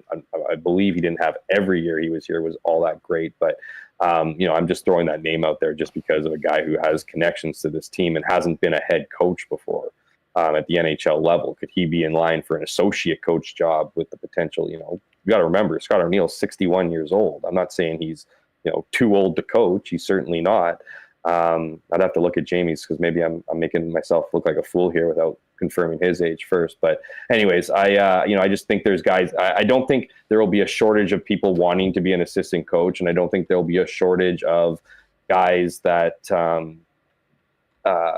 people that the organization will be interested in or have a lead on, and certainly Scott Arniel will have a lead on. I mean, he's been dreaming of this opportunity for the last 12 years. I have to imagine, even over this off season, as he went into his interview with the Jets, who, I'm sure he talked about potential hires that he might want to have on the bench with him, or that might be interested, or who he might be, looking to go after. So, I think the hard part is taken care of. Obviously, just making that decision of who you want to run the team. I think getting an opportunity to put a staff together, I think is the fun part, if you will.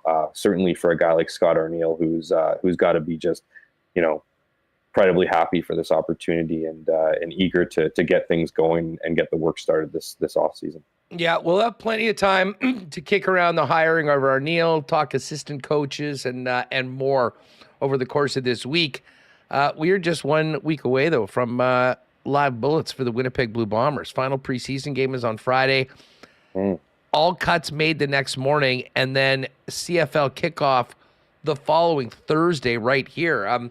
This is going to be a big week in Bomber training camp, because I think a lot of these decisions are going to need to be made.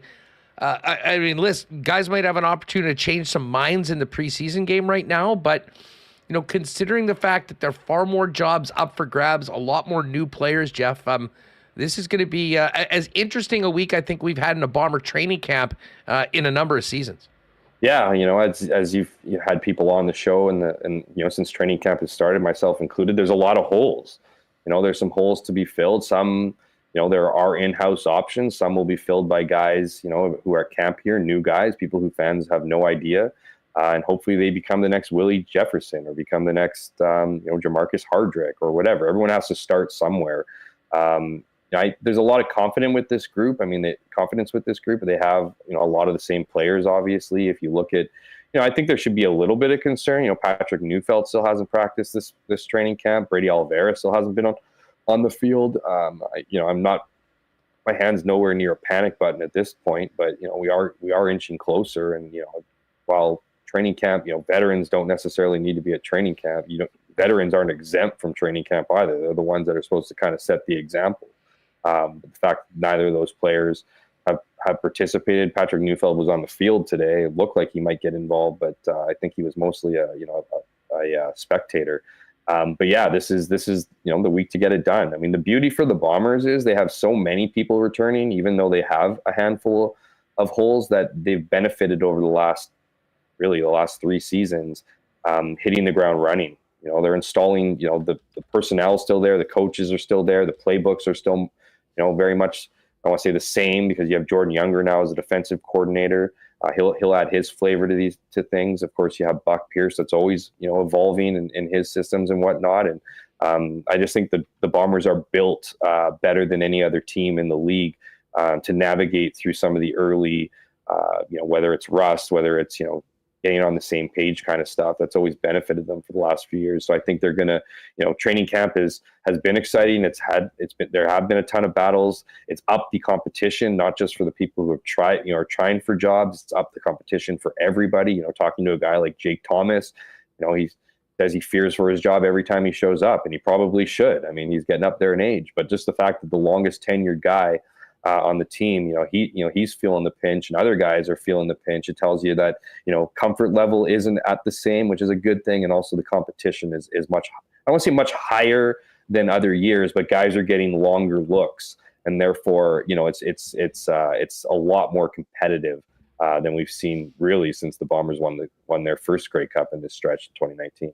Well, a week from today, we'll be talking about the cuts, and we'll be looking ahead to a football game that means something in 72 hours at Canada Life Center. Hammer, great having you on the program as always. Be well, and we will talk to you soon. Always a pleasure, my friend. Yeah, I'm looking forward to the season coming up here. It's always feels like summer's arrived when the Bombers hit the field, and I'm expecting Princess Auto Stadium to be rocking this week as the Bombers kick off their first bit of game action of the 2024 season. You know it. Thanks so much, pal. There is Jeff Hamilton. And hey, speaking of Princess Auto Stadium, not only will we be there on Friday for the Bomber preseason game, the following Thursday for the home opener for the Blue and Gold, but don't forget, Monday, July 1st, 2024, Canada Day is back, and big Canada Day celebrations are being put on at Princess Auto Stadium, presented by Princess Auto and, of course, the Winnipeg Blue Bombers. The festivities are starting at noon with a local market, food trucks, face painting, storytelling, inflatables for the kids. Great time to bring out the entire family. And then the main stage performances begin at 3 p.m., headlined in the evening by Sam Roberts Band and Doc Walker. Fireworks lighting up the city skyline at dusk, and it is completely free. If you do want to get tickets closer to the stage for the main stage, go to bluebombers.com and click on Canada Day, and you can reserve those there. Otherwise, just plan to join Winnipeg and Manitoba at Princess Auto Stadium for a big Canada Day celebration on Monday, July 1st. Of course, Princess Auto, proud sponsors of the Blue and Gold and Winnipeg Sports Talk. You can visit them at Panet Road location or out on Portage Avenue West, and you can always shop online 24/7, 365 at princessauto.com. Should give a big shout out to our friends at Royal Sports. Man, speaking of great deals, they had another banger of a tent sale on this weekend. Stay tuned for another tent sale at some point later on this summer. But in the meantime, if you're looking for great deals, they're there at Royal Sports. And as we get ready for summer, soccer, softball, baseball, tennis, running, a huge selection of bikes. It's all there, along with licensed merchandise from your favorite teams in all of the major sports leagues here in North America, not to mention international soccer. Royal Sports, 750 Pembina Highway. Follow them on Insta as well at Royal Sports Winnipeg for the latest merchandise drops and sale information. I'm looking forward to getting to Boston Pizza tonight. I'll be down at BP City Place watching the Oilers Stars game and then giving away a trip for two to the Stanley Cup final to all of the lucky qualifiers from Boston Pizza throughout the playoffs. Of course, for every playoff game, Boston Pizza is the place to go. Check out their new playoff menu. The wing flights, I actually had the wing flight last night. Amazing. The Sicilian square footer pizza, jalapeno popper dip, and more. And if you are staying at home tonight, you can always order online at bostonpizza.com. And I should give a shout out to the Gold Eyes. Was not able to complete the sweep, but did finish up a great week at home. Swept the doubleheader on Saturday. The Fish are off to Fargo, and then back after a week away. But Goldeye fans and WSTers, don't forget, our night is Tuesday, June 18th. We have taken over one of the brand new patio decks out on the first base line, right below Craft Beer Corner, and response has been amazing. We're already more than half sold of the entire area. So if you haven't already, check the link in the description, or if you're listening to the podcast, head on over to winnipegsportstalk.com, click on the Gold Eyes link, get your tickets. We'll have tickets, and everyone will also get a new WST koozie, which should be ready in time for that as well. And we'll eat, drink, and be merry, and hopefully watch the Gold Eyes get a nice win. 7-8 on the season right now, heading out to Fargo. Goldeyes.com for more information on upcoming homestands and tickets for that. All right, really looking forward to this next segment because I did, outside of all the big Jets news, we wanted to talk about the Eastern Final between the Rangers and the Florida Panthers. And to do that, we welcome in Jim Cerny from Blueshirts United. Jim, it's great to have you on the program. But listen, before we get to the series, I know you're quite familiar with Scott Arniel. How about Arnie getting another crack as a head coach in the NHL? You know what? As soon as I saw the tweet last week, I put it out there. I'm like, couldn't happen to a better guy. One of the nicest guys I've ever met in the game. Plus a guy I respect as a head coach as well as a coach, period.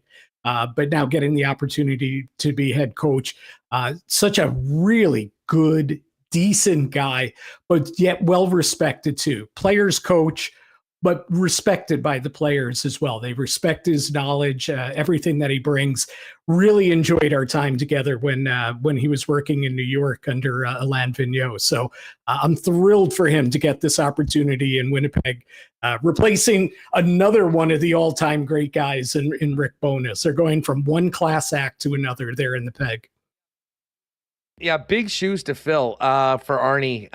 And now we're seeing Bones do his thing on TV, and he's gonna Wally Pip somebody there, I think, at Sportsnet, unless someone else jumps on it.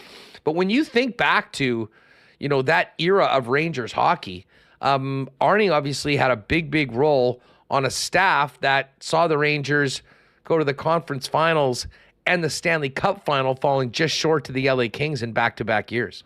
Yeah, AV and his staff, and Scotty was certainly at the top of that staff. Were the anecdote, if you will, the opposite of the previous staff, where you had John Tortorella and Mike Sullivan, who were just the uber intense guys, and the players were always on edge. But certainly they had their success as well, including the 2012 conference final. But Alain Vigneault came in with Scotty, and they did a fantastic job. They really calmed things down, I thought, and played a really exciting brand of hockey too. An up-tempo game.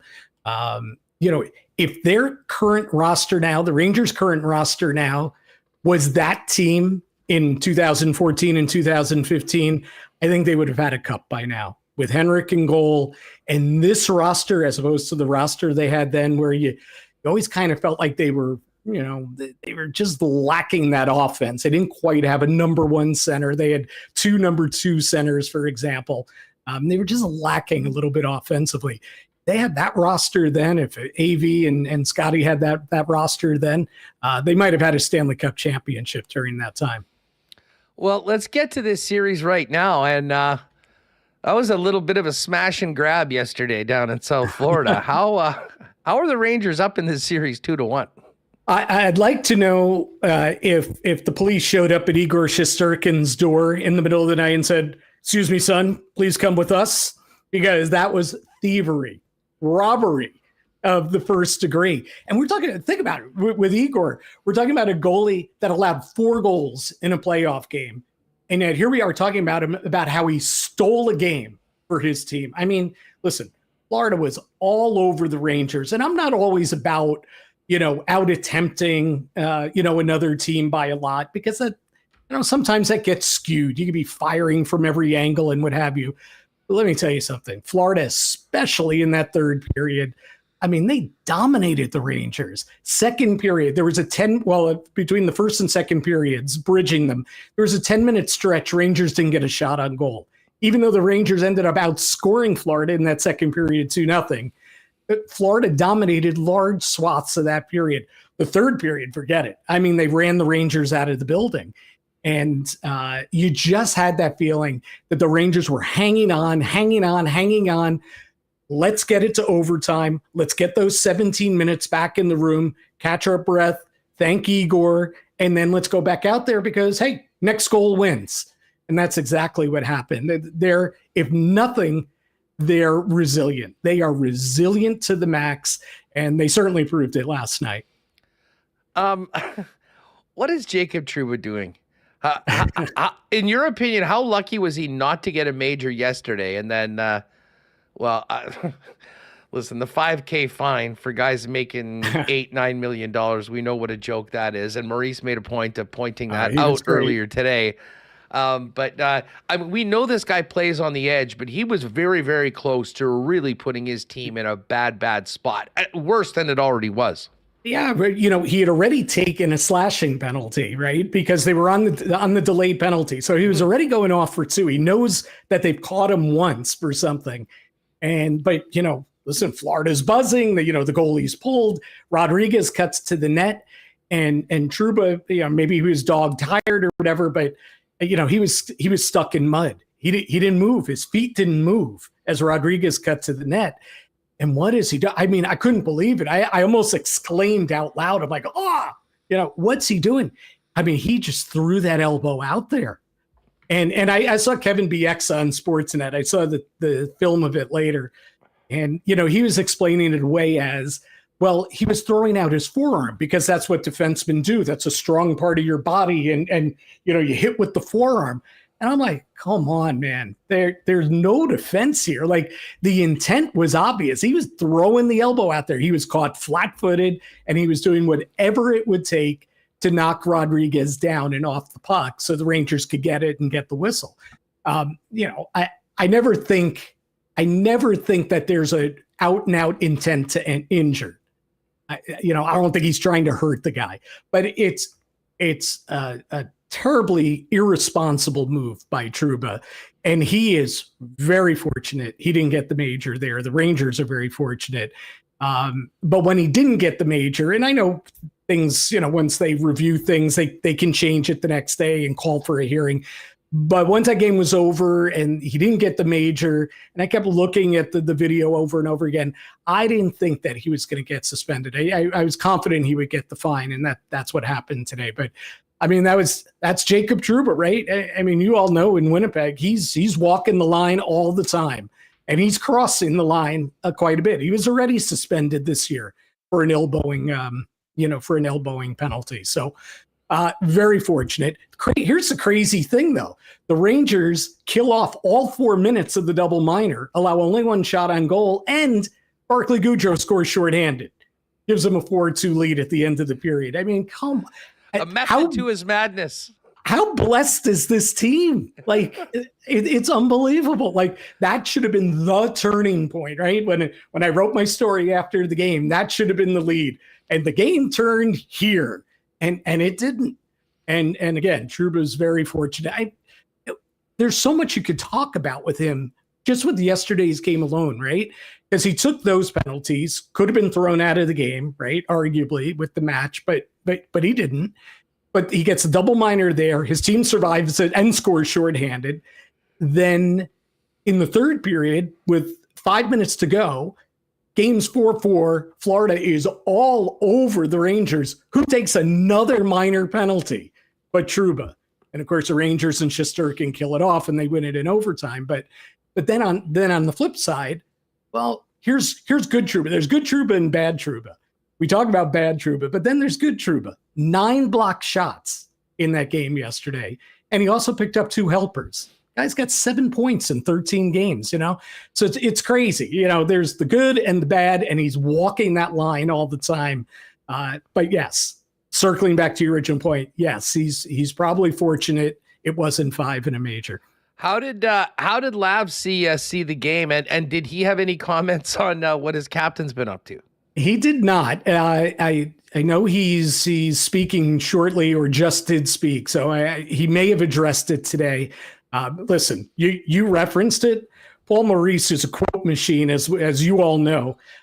Maybe one of my all-time favorite coaches to cover in the league. I wish he was in New York, because I'd have multiple stories every day just on based with the stuff that he comes up with, his quips. But he was great, today when he was asked about the fine. And he says, "Oh, poor lad, poor Jake. I don't know if he'll be able to feed his family tonight." The guy's making $8 million a year. And he said, "I'm going to pass around the hat for him." It's just awesome. That's why I love Maurice. So, yeah, as for Laviolette post-game yesterday, you could tell he knew that they stole one. Yeah, he said he basically boiled it down to one period. He said the third period, that was our worst period of the series. That was their best period of the series. But then he was right. We regrouped. But here again, I circle back to Igor. That game could have been over first shift of overtime. If you remember, Winnipeg, the Panthers win the faceoff, and the Rangers have an immediate breakdown, and Florida comes out 2-on-1 on the first shift of overtime, and Barkov is set up on right wing, quick one-timer, but boom, who's there? Perfectly positioned, terrific save by Shesterkin. That could have been over. I counted it. I had the timer on it. It was 9 seconds into overtime, and that could have been over. And then what are you saying about the Rangers? They blew the 2-goal lead in the third.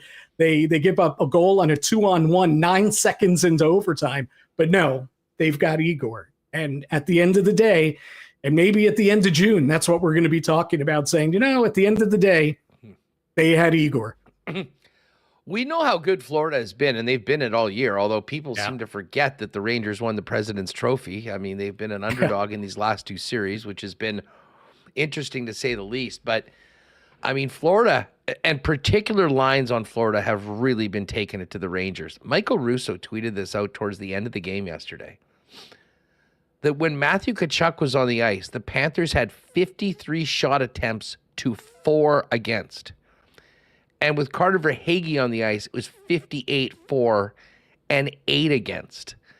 Do they have any answers for some of the top players on Florida other than just counting on Shesterkin to be an absolute wizard in the pipes?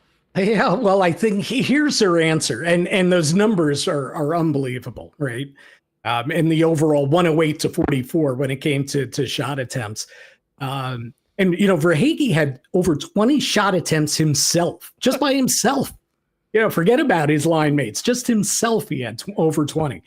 But yes, there's Shesterkin. But I will say that, as much as they get beaten behind the net and lose puck battles left and right, how many high danger chances are they getting? Are the Panthers getting? They're getting some, no question. They're not getting a ton. You would think if they're that, just wearing the Rangers down, shift after shift, winning puck battle after puck battle, you would think that, oh my God, Igor's standing on his head the entire 60 minutes or 65 minutes last night. And that's not the case. They'll spend, a minute and a half just dominating the puck in the offensive zone. And they come out of there and they don't even have a shot on goal because the Rangers block the passing lanes. The Rangers blocked, 49 shots last night? I mean, some insane number. So there is credit. There is a method to the madness of the New York Rangers, and Igor's the backbone of it. But they do some things well. And I thought in game one, the eye test told you that in game one, the 3-0 Florida win, that, Florida dominated the game. And they did, puck possession wise and what have you. And they passed the eye test. But Florida had very, very few dangerous scoring chances in that game.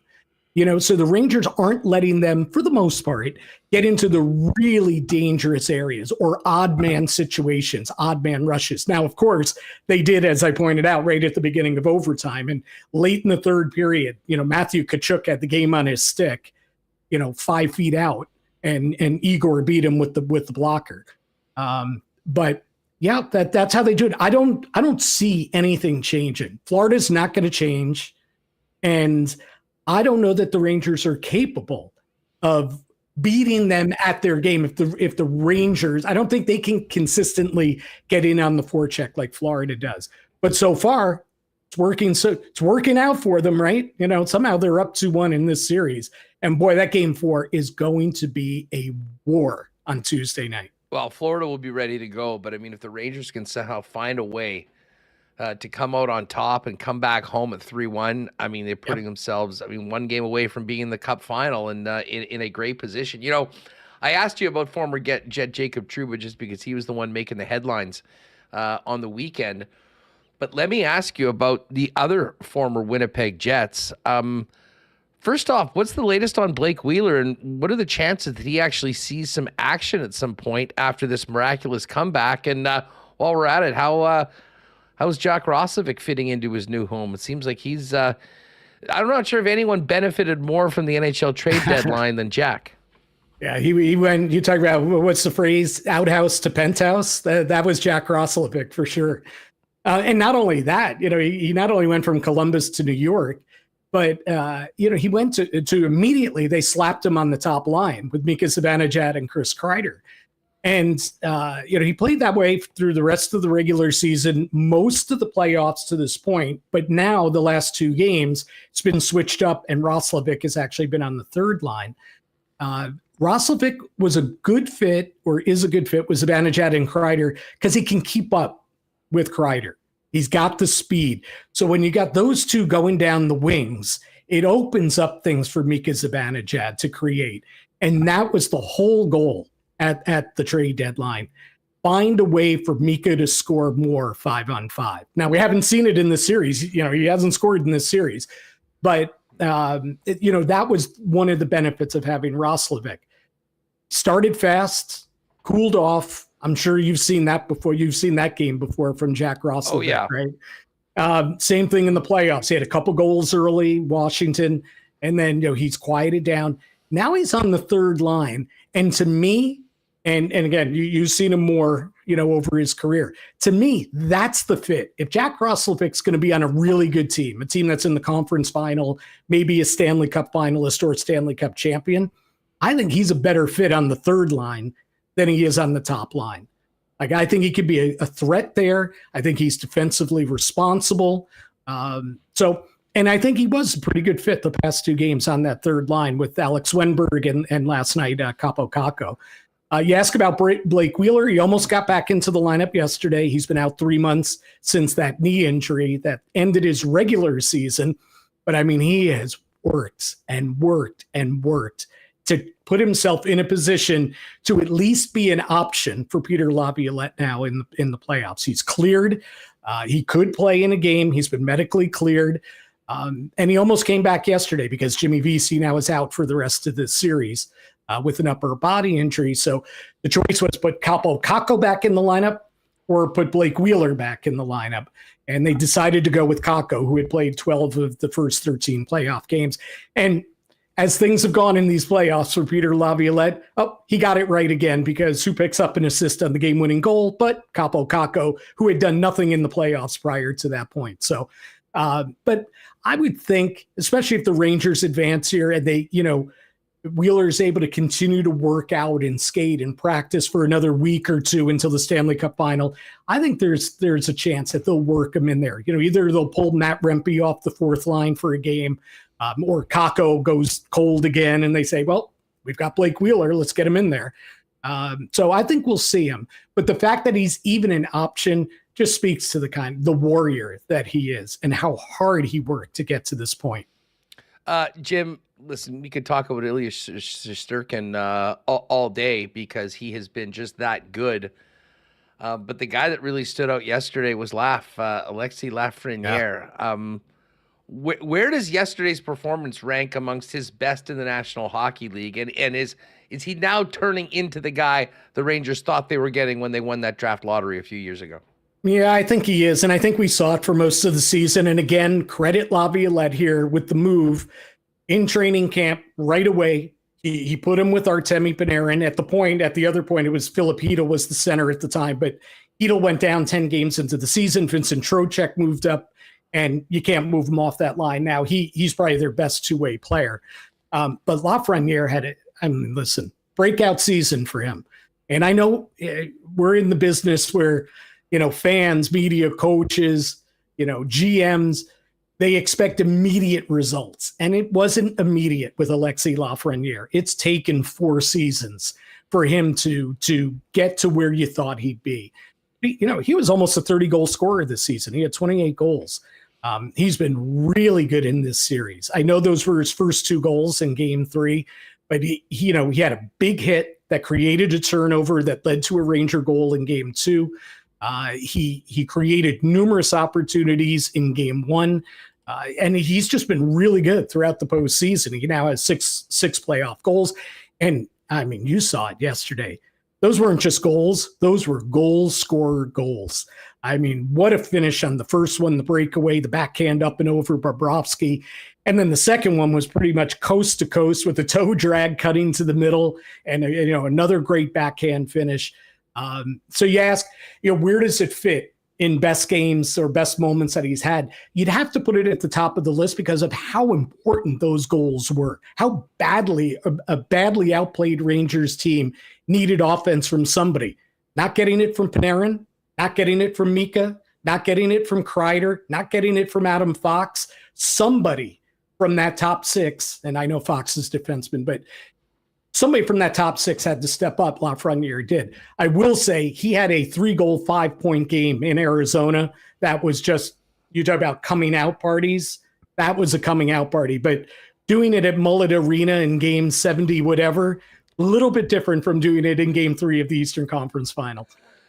Jim, thanks so much for doing this. Folks, if you're looking for more on the East Final and the Rangers, go to Blueshirts United for more of Jim's work. Jim, thanks so much for doing this, and enjoy the rest of the series. Yeah, my pleasure. Anytime. It's a lot of fun to chat.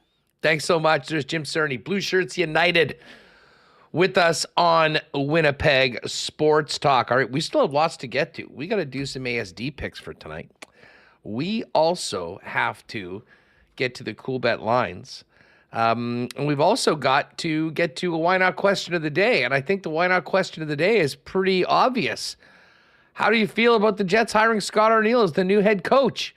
I know many of you have had takes earlier and been going back and forth. The chat's been pretty lively today. But just give us your thoughts right now in chat for the Why Not question of the day today on the Jets head coach hire of Scott Arniel, brought to you by Not AutoCorp over at Waverly and McGillivray. One other thing we'll get to right now is a quick Breezy Bend Golf and Country Club golf update. Davis Riley ran away with the Colonial, the Charles Schwab Challenge, I should say, on the weekend. I think he was like a 300-1 underdog, if you can believe that. So somebody made some money on it. But now we get ready for the Canadian Open. And we had Aaron Cockrell join us last week on the program in our Breezy Bend segment. And we gave him a little bit of a WST rub. A great week in Belgium for Aaron. He top 20'd. I think he was 17th in the event. And hopefully he's feeling real good getting into playing our National Open, which begins later on this week in Hamilton. Big travel day today for the Cockrell team. And make sure to pay attention. We'll be talking Canadian Open a little later on and focusing on Aaron as well, being the lone Manitoba representative in the big tournament this week. Hey, if you want more information on Breezy Bend about potentially making that a long-term golfing home for you and your family at one of Winnipeg's top private courses, give the clubhouse a call, ask for Corey Johnson, or find out more online at breezybend.ca. All right, let's get Remis back in here. Reem, we've got a lot to discuss coming out of the weekend. And, I guess just before we do that, I got to shout out our pal James from Canadian Club. Had a chance to see James at the event for the Bombers, Taste of the Bombers. And I do know that Friday, we're back at it for Bomber games. And CC and Ginger will be available there as well. We thought so many people tried for the first time at games last year and sort of really get into making that their favorite drink through the summer if they weren't going for a beer. Don't forget the Rum Hut's open. Oh, yeah, it'll be open. All the Beam Suntory products available throughout Princess Auto Stadium. But in the meantime, as you get ready for Bomber season or for summer in general and you hit your local Manitoba liquor marts, make sure to check out Canada's finest and favorite Canadian whiskey, Canadian Club, and pick it up today. Reem, I had a CC after the Sea Bears game on Friday, toasting a big win. I know there was a lot of other things going on. We had to, obviously we wanted to talk about Scott Arniel and all the hockey. Hit the Bombers with hammer. Holy smokes, was that incredible on Friday night at the Sea Bears. Hey, by the way, in chat, anyone else that was at the game there? I know Connor was there. I was there. All-time CEBL finish. And I got to tell you, everyone in attendance deserves some credit. I think the crowd was a massive factor in getting that guy from the Scarborough Shooting Stars to brick those 2 free throws. Either one of them would have won the game and set up the game winner, which sent the fans into an absolute frenzy. Yeah, I was watching it on their CEBL Plus on Friday. I wasn't in attendance, but I've been to those games. The crowd gets so into it. The Winnipeg crowd at Canada Life Center, the best in the CEBL. It really has that big league, big game atmosphere, and you felt that on TV too with Rod Black calling, and we're scheduled to have him on with us tomorrow. But yeah, it was a crazy finish. Sea Bears go to steal the ball, and they foul when either team needs 1 point to hit the target for target score. And yes, Scarborough needs needs to make one of 2 free throws to win. they can't do it. And they go down, and I'm like, what are you doing? Shooting for 3 to Alex Campbell. And there he goes for his 1,000th career point in the CEBL, a walk-off. That's why I love target score. Every game ends in a walk-off. Every game ends like that. And I posted that video on the Winnipeg Sports Talk social media, Twitter, TikTok, Instagram. Maybe got total like 100,000 views or something crazy. What? I'm pretty sure around 100,000, and expose, plays like that expose a lot of people, who don't know. Believe it or not, one of the most popular comments is, "Wait, Winnipeg has pro basketball? What's a Sea Bear?"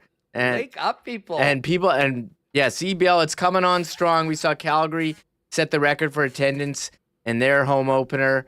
It's exciting, a lot of fun. I know everyone who was there on Friday went home happy. I mean, incredible finish there. I mean, going from, I don't know, like what the win expectancy graph would be. It would probably, be going all the way 100, 99.99 for Scarborough. And then once they missed the 2 to Winnipeg, crazy finish. And it's going to be exciting, the Sea Bears season so far after a great first one. Yeah, it was just awesome. They're back at it on Saturday night. And I would suggest getting tickets already if you haven't. And stay tuned. We'll probably have a couple seats to give away later on this week on Winnipeg Sports Talk. So make sure you are joining the show to let us know to get your chance to win those tickets. Yeah, I can't wait to get back. It's super fun night. I mean, the crowd was lit the entire evening, but they came up big in the target score period and had a big part in creating that double brick from the free throw shooter. I think it was Scarberia for the Shooting Stars. And then when you need 1 point, I don't know whether it's normal to shoot up a 3. No. But the fact that Alex Campbell, he must have known he'd become the first Canadian ever to hit 1,000 points in the league with that basket. So why not do it in style on a walk-off game winner like he did? I couldn't, when you're tied and you need one basket to win, I think the strategy would be to drive to the end and, hope for a foul or something, like shooting it from distance when you need one. I mean, I don't know if that's optimal. I was like, oh my God, you worked so hard for them to miss. The shooting was a bit better, but I mean, both teams are missing. I think it was the Scarborough had a bit of a lead, and they just couldn't make a basket for a while. So, I mean, super exciting. I'm turning into a huge CEBL guy. And again, a lot of people don't know how great it is. And so many comments saying Winnipeg. And I'm explaining to people on the TikTok and Instagram comments. Actually, a lot of people commenting on the name Sea Bears, saying, there's no Sea Bears in Manitoba. I'm like, everyone's like, guys, it's Latin for polar bear. There's polar bears in Manitoba. And people are like, yeah, but that's not Winnipeg. I'm like, look, it's just a team name. You're looking into this too much. You think there's Raptors in Toronto? Give it a rest here. Like how much? Good point. You think, you just used to name stuff for fun. I don't know. It's like the Winnipeg Jets got their name. What the owner liked the New York Jets, so he named them the Winnipeg. Is that not the story? Like Utah Jazz. You think there's music in Utah? No. You think there's lakes in Los Angeles? Absolutely not. So sorry, I wanted to go on a bit of a rant there, but but a lot of people, I think it plays like that, which expose a lot of people to the CBL who don't know about it. That's about it. For sure. I mean, and listen, there's Winnipeg people that, had been, I don't know how you could not know that there's a team in the city now going on to their second season after how successful it was last year. But listen, if there's new people finding out about it, if anything, I think people had heard about it, but maybe saw just the crowd, the excitement, the show that they're putting on. So anyways, huge shout out to the Sea Bears and the fans for that big win this week. As I mentioned, next Saturday, the team's next home game, and then they'll be heading out on the road for a few. Speaking of Coolbet, I will say this, Remo, I did have Sea Bears -1.5. Oh man, in the game on Friday, and I have another friend that had a let's just say a much bigger wager than I did on the game. that sweat through that, and the fact that they ended up getting the points on, I mean, a 2 or a 3 would have won it and still covered the number. But it was quite the way to win one on Friday night. Of course, all the CEBL games you can see up at coolbet.com. But let's see what we've got cooking for tonight, because we're back at it. We haven't really talked about Dallas-Edmonton. I thought Edmonton deserved to win game 2, to be honest. They should have scored 3 or 4 goals in the first couple periods. They didn't. Ended up being tight. They lost it late. Oilers tonight are a minus 126 home favorite. The Dallas Stars plus 108 on the money line. And too late to jump on the Jays. They're already playing right now. They're in Chicago to take on the White Sox, up 3-0 right now, playing in the second inning. We do have some NBA, though, action. And the Pacers should be up 2-1 in this series. They're down 3-0. Can they win a game and get it back to Boston? We'll find out tonight if you think they can. Plus 220 on the money line. The Celtics minus 270 and 7.5-point favorites. The Mavericks did it again. They're 1 win away from moving on to the NBA Finals, up 3-0 against the T-Wolves. Not a lot of suspense so far in these series. The games have been close, but Boston and Dallas seem to be on a collision course for the finals right now. Mem Cup as well going on. London Knights and Moose Jaw. Moose Jaw plus 153 underdog. London minus 217. That goes tonight. And a full slate of French Open action. Rafael Nadal bounced today by Zverev, by the way. So if you do like betting tennis, this is a great week to do it with another Grand Slam underway out at Roland Garros. If you haven't played a Coolbet before, use the promo code WST when you make your first deposit, and we'll hook you up with a 100% bonus up to $200. And yes, we will be looking. I don't think we have CEBL lines for Winnipeg just yet. Oh, no, we do. Winnipeg, the Sea Bears, 2.5-point home favorites to the Ottawa Blackjacks on Saturday night, 7:30 game, and minus 154. We'll talk a little Sea Bears later on this week as we get closer to the weekend. Bombers, of course, preseason action coming up on Friday, and the Bombers are the Grey Cup favorite right now. Coolbet has them at plus 215. And then the Alouettes in BC are next up at plus 450. We're back at the track tonight, Remis. Live racing is back at Assiniboia Downs tonight. This is the final week of Monday, Tuesday racing. And come next week in the beginning of June, Monday, Tuesday, Wednesday, every week. And when we're doing live racing, that means we've got some picks to make here on WST. Yes, a bit of a rush job today, us being at the press conference and coming here, but I am ready with picks. It did not go well for me on day one. Really bad. I won one of my picks. I tried to hit the jackpot. I did all trifecta boxes, and they all lost. I think the one bet I won was a horse to win, so I went a bit more conservative today. Although I think I took there were some big favorites in the races that I was in. And I did not take them. Let me just pull up things here. And I do want to say before I get into it, I don't know if you watched the PWHL final. I did watch the PWHL final. How crazy was that where Minnesota thinks that they won and it gets called back on goalie interference and Boston ends up taking it and they have to go to a 5th game now. Oh, on that note, by the way, it seems so long ago, but I want to thank everyone that came out on Friday night to Next Door for the PWHL watch party.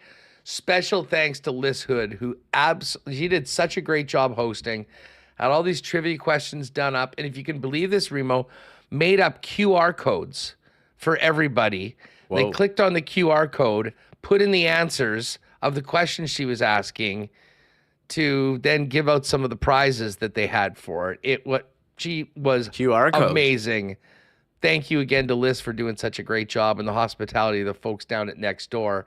And yeah, Minnesota won that game. And then last night in double overtime. Yeah.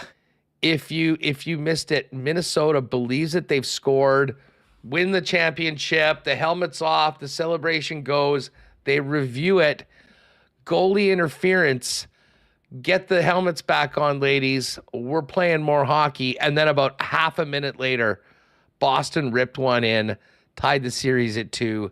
They go back to Boston for a winner-take-all game 5.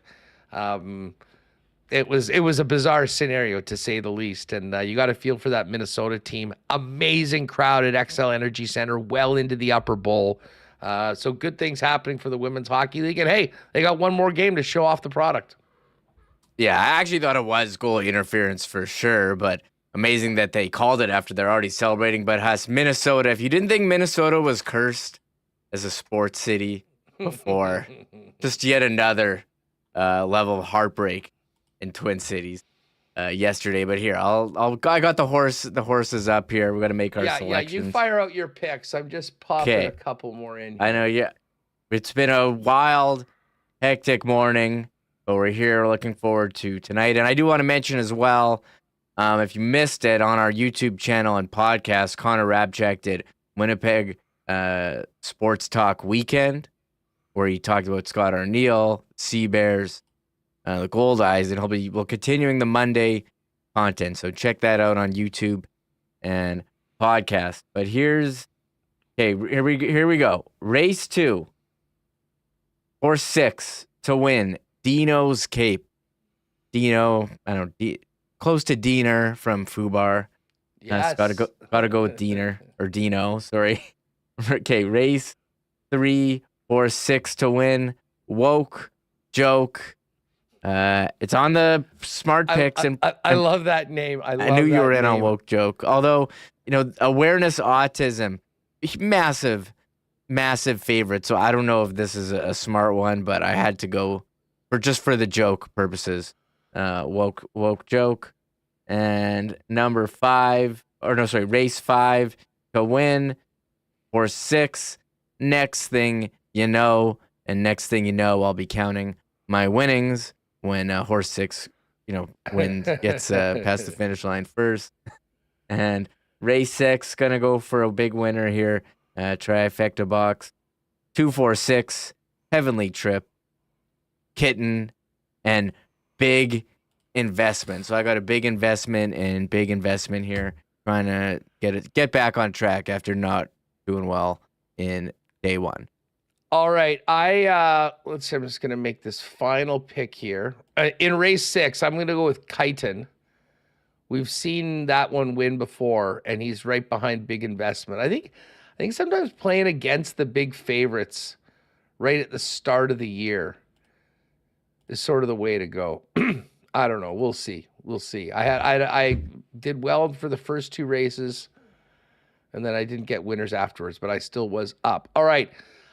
Race number 1, I've got number 6 to win. That is Ratliff City. Race number 2, as you mentioned, I'm going with the 2-5 exacta box, Side Street Dave and East Rand. In race number 3, I'm going. How could I not take Woke Joke as one of my? But instead of just betting him to win, I did a exacta box, $2 exacta box with Woke Joke and Awareness Autism. Greg will be pumped up that I jumped on that. He's a big promoter of autism awareness.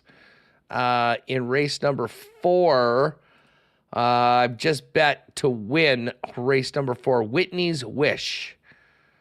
We've got Whitney's Wish to win in number 4. Race number 5, just another win bet. We're going on horse number 7, Run for Joy.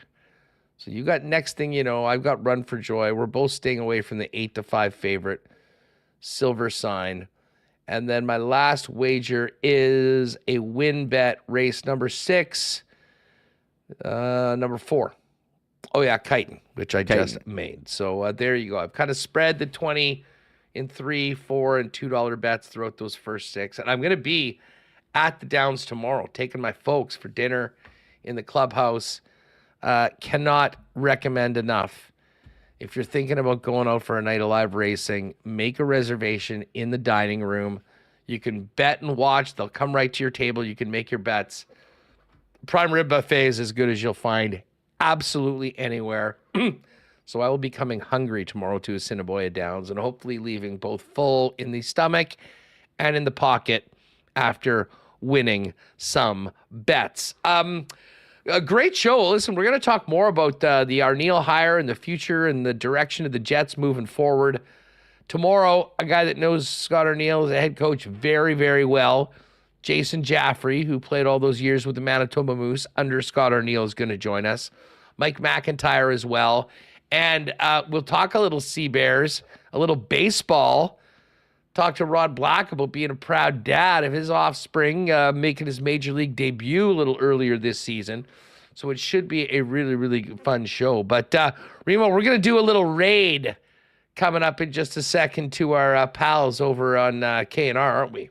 Yeah, Kenny and Randy, they're live. I believe they also are with Coach Scott Arniel. He's a busy guy today. Car wash day for the coach. Get it all out. Visit us. Visit K&R. I'm sure he popped on Jets at noon. I mean, he's all around. So listen, we won't go any longer. Stick around if you're with us on YouTube. We're going to send you guys over to K&R. Let's have some fun in the chat, WST raid style. So yeah, let them know you came from WST. Welcome Arnie to the chat, or to Winnipeg if you didn't already when he joined us on the program. And make sure to join us tomorrow at 1 for more on today's big announcement, as well as Bomber training camp getting closer to that final preseason game on Friday. Thanks again to Scott Arniel for joining us today. It was great to have him on the program. Jeff Hamilton, Jim Cerny, and all of you for making us a part of your day. Have a great one tonight. We'll take you to K&R, and we'll see you tomorrow, 1 p.m. right here on WST. Oh, my God! Oh! Shut it down! Let's go home! Thanks for tuning in to Winnipeg Sports Talk Daily. Make sure to subscribe on